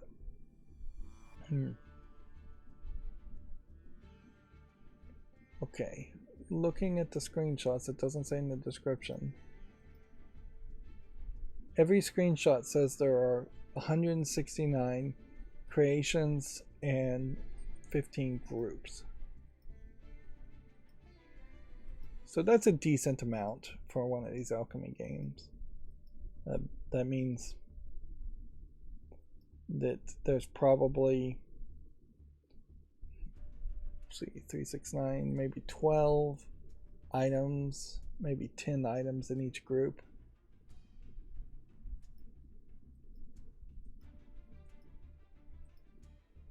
Not a terrible idea. Definitely different than the match 3 type of game that you typically get in adult games. It's not going super heavy in the adult content either. It is just pixely art that is in line with all the other pixely art for the different types of items. So this is one I want to put on the follow list. So that's exactly what I'll do.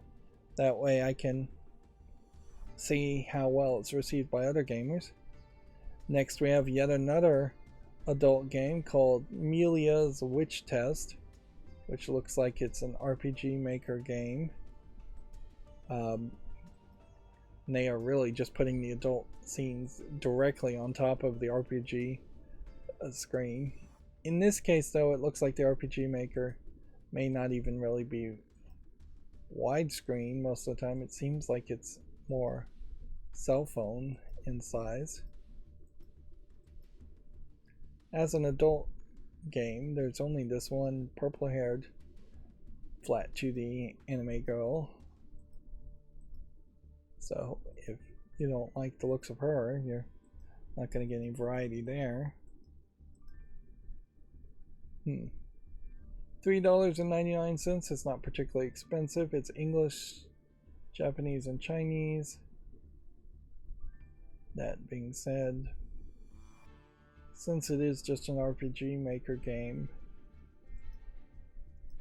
I don't think I could put that one on the follow list. And certainly it is weird that the video played for that game. And I guess we're getting bundling again because we're just getting all the adult games in a row. Next we have Sex Simulator BDSM. This is 3D CGI characters. Purple haired lady, silver haired lady, a guy with tattoos and short hair. Seeing bondage things, like people being pilloried or tied up to a chair. If anything, I would say this game probably has more of the kind of bondage, large furniture pieces than you normally would see. But I don't think there's really much here. It's just one of these visual novel games. It's $2.09, not terrible. English only. But nothing particularly amazing here. It's spanking.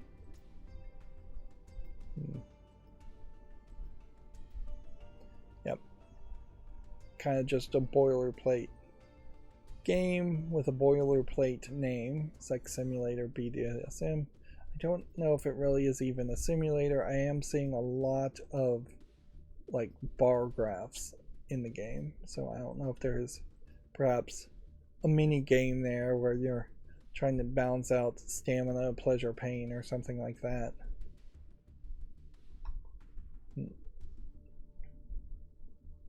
Do we finally have a game we can actually show and not blur here? Yes, we have a game called Hauma, I guess. I don't know how you pronounce that. A detective noir story, but it's a prologue demo.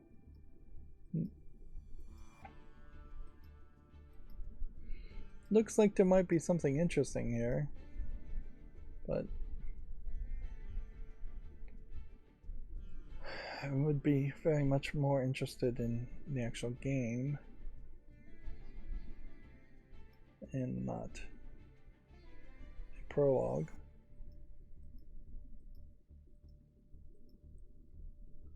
Okay, let's put that on the follow list. And then I want to go back. It says search. One title has been excluded by your preferences.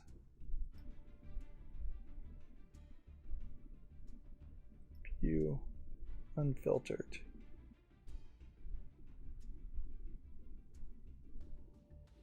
Two resulting matches of your search. Your content preferences have not been played, performed. Click here to perform the search again with your preferences applied.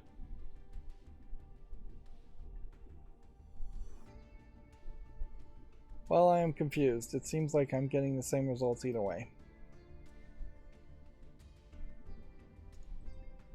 So I just have to assume the search is broken there. Next we have a game called Zinful Journey, which doesn't look like anything. Yeah, we have a game called Durable, which is Lingering, which says it has sexual content and nudity, yet is not in the adult content section. We have a flat 2D kind of anime, but I would say it's probably being drawn by a Western animator. Characters, but mostly it does look like it is just not even an RPG Maker game. If anything, it seems like it is somebody trying to make an RPG Maker type game, but not using RPG Maker. Or perhaps they're just using custom tile sets and art, which makes it seem so different. Regardless, Adorable Witch 5 lingering. Doesn't really look like it has much of anything to it, so I'm going to say no. And then we are back to another adult game in the adult section called Vampire Girls, which are flat 2D, more bourgeois pictures of vampire girls, going for more of a slightly more Western colorful art style, anime inspired style. And that's pretty much all the screenshots too. The actual game itself doesn't even have a screenshot, so I can't even really tell. It says the game is a classic puzzle game with several levels of difficulty, so I assume there it is just a slide puzzle game. It's $1.59 and English only. And as far as Vampire Girls go, a lot of these poses are just showing somebody who could easily not be a vampire by just painting in vampire teeth, or could have been a non-vampire that added vampire teeth after the fact.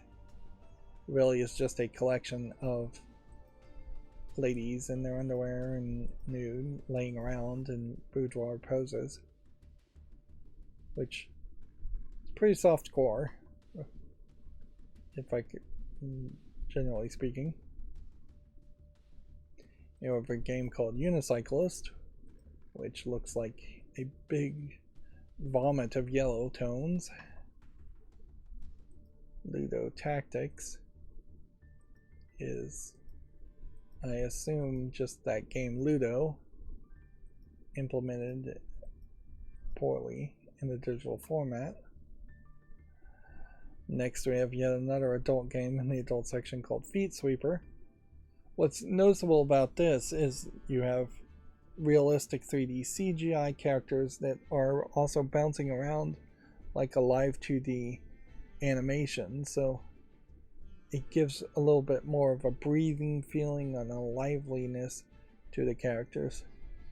The actual game is just Minesweeper with what seems like random backgrounds, and it does definitely feel like it's just asset flipped 3D models. And honestly, if you are focusing on the feet fetish, it doesn't make the most amount of sense, because a lot of times their feet are almost completely off screen and covered up in these screenshots when you're playing the Minecraft, the Minesweeper part of it. And it's only when you win and get the cutscenes do you see a little bit of feet, but often they're still wearing shoes. And so there's like a screenshot here where the head is cut off, and so you're just really seeing legs and feet and shoes. So it's not really even a good feet fetish adult game. They're selling it for $2.69, which feels way too expensive, and it's English only. And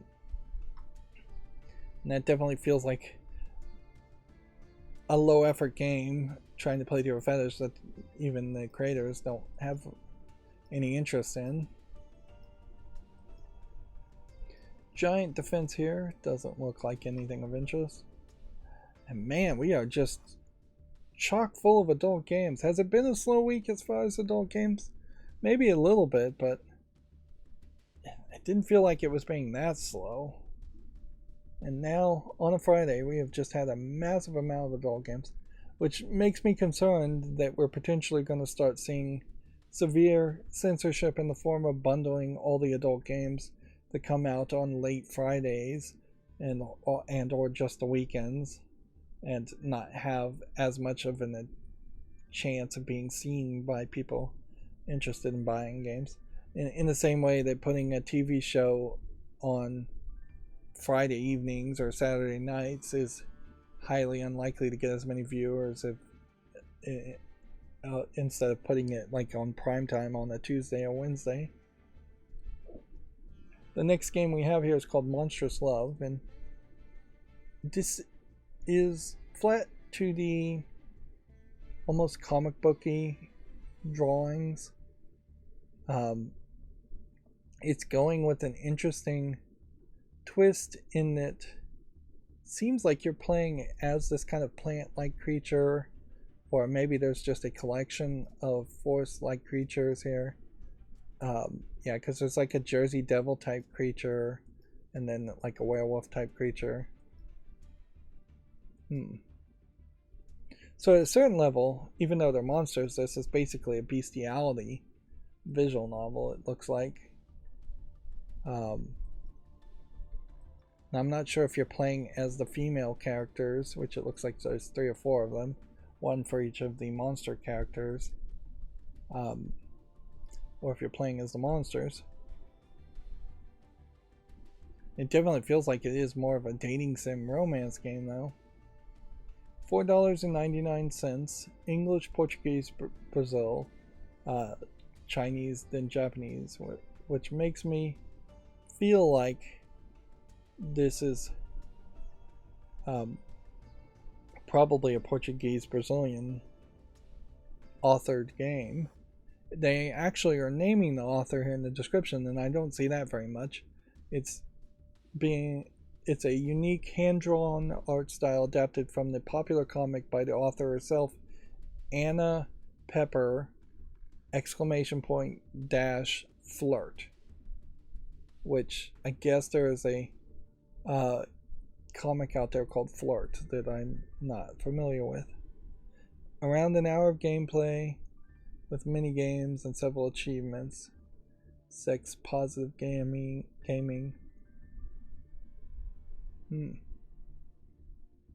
At a certain level, that idea makes a lot of sense too, to promote a comic, an adult comic, by making a short dating sim visual novel.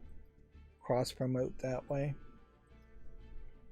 This looks particularly interesting as a game just because of there potentially being a comic, I assume, connected to it, to make a dating simulation while you're dating monsters. It's human girls dating monsters, and it not being grotesque or exploitative, or like a lot of the other furry games feel like they are just intentionally trying to be as grotesque as possible. This art style feels very light in the way things are drawn, and just like everybody feels like they're just having a fun time. So yeah, that's an intriguing game. I'll put that on the fall list. Which inevitably there's just a larger and larger amount of adult games that are ending up on the fall list, and then we're doing fall list cleanups to get rid of all the other games. Of course, I need to play games if I'm going to buy new games, and I can't really take much of a blame here in the fact that today I've talked about a ton of adult games in a row. That's Steam's fault for putting all the games out back to back. Am I making YouTube shorts around these kinds of games? I guess I will. Dead Monarchy doesn't look like much of anything. My power just flickered. I'm late into the evening. I started too late. I'm not really waking up anywhere at the time as I should. Like yesterday in particular, I had somewhere to be, and I still woke up and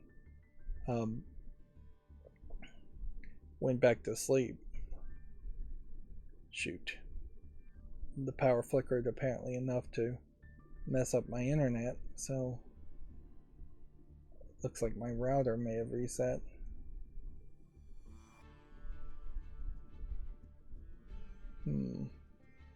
Well, we'll have to continue going forward, even at that. That would also explain why these are not loading. Which that means I can only do so much until I am reconnected. Cafe Zero, the Sleeping Beast, I'll have to just look at the screenshot thumbnails. And I guess I really can't do anything anyways.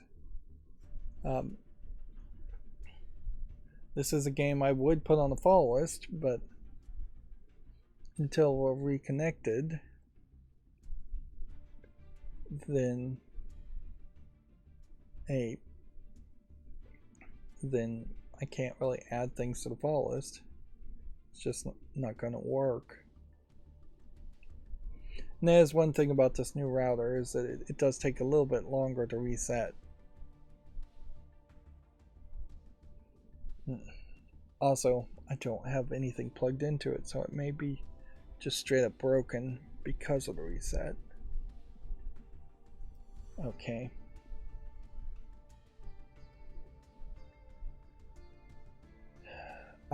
Yeah, it may not work at all because I didn't have the hard drive plugged into it.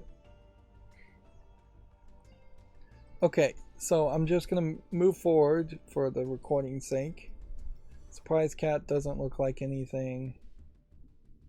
Bullet time battle. The good news is there's probably not that much left. Bad times at the Silver Lake. I'll put that on the follow list later.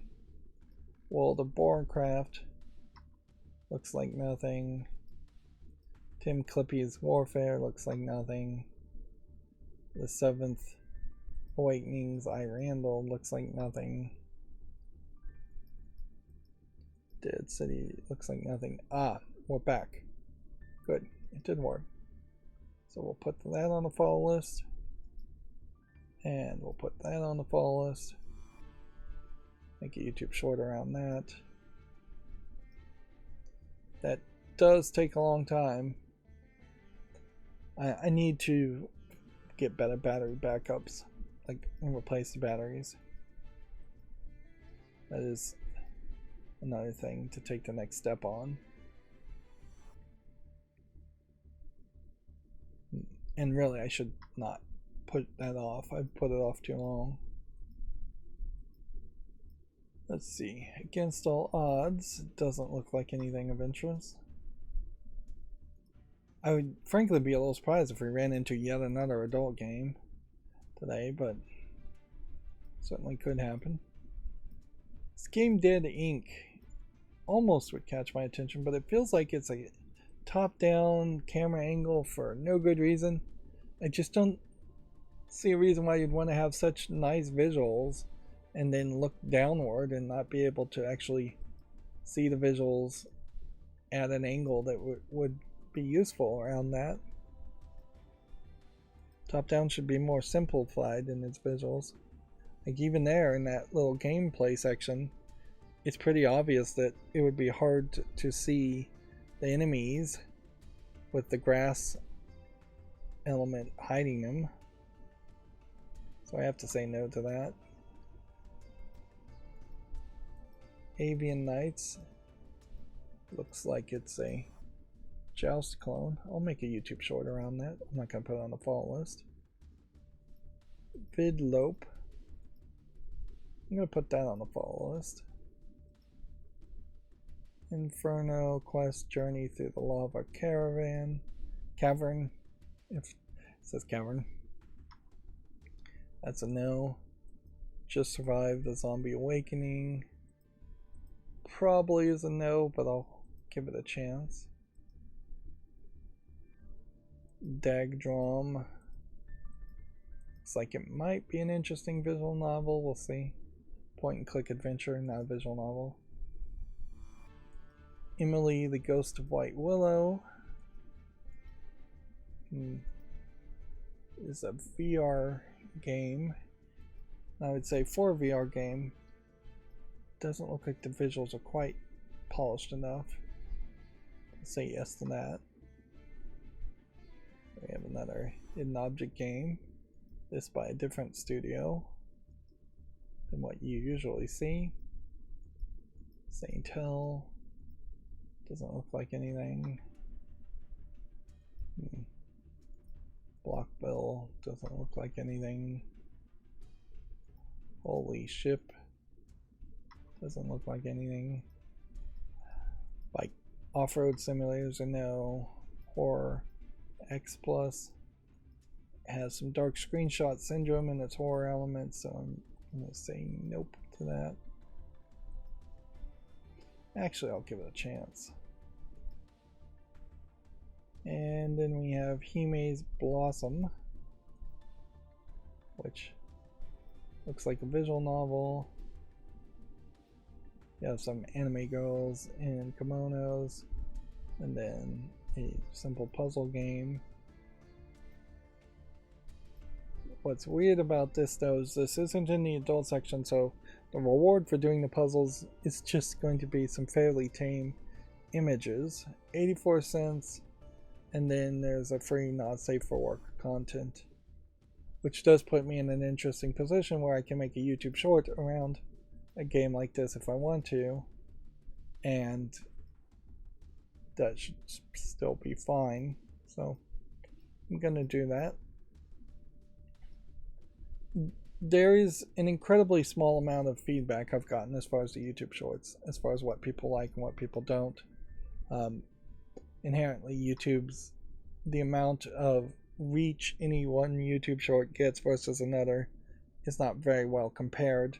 So if one YouTube short got 5 views and one got only 1, that may very well be just because it was only offered to one person and have nothing to do with the actual content. I am really comparing almost exact apples to apples when I do the YouTube shorts because it's the exact same video almost completely, with the only slight difference being the type of game that is being shown. And I guess in the long run, if I got enough feedback, I may find that people aren't interested in visual novels, or they aren't interested in tabletop games. But I would need a lot more views to get that kind of feedback, to get any proper sampling size. We have yet another adult game here. At least it wasn't in a row. Called Roommate Corruption. 3D CGI characters. I wouldn't particularly call them super realistic though. They have a little soft CGI look to them, and it definitely just feels like it's a visual novel with nothing particularly special in it. $5.09 English and Russian. So I wouldn't be surprised if this is a low effort Russian game. Nothing particularly interesting happening in the story either. It's just like you ended up sleeping with your roommate. It's a pretty basic story. Lobby loitering. Doesn't look like anything. Rune it out. Doesn't look like anything. Alright, and so then that leaves us, that was the last one. So we are done for today. That's going to be it for this stream. As always, I ask you to like, share, subscribe, comment, and watch every second of my videos. If you want to friend or follow me on any social media sites, there's a whole bunch of links down below. And if you want to support me further, there's a link to Patreon, or you can friend me on Steam and get me a game off my wish list. Thank you for watching. Have a good evening.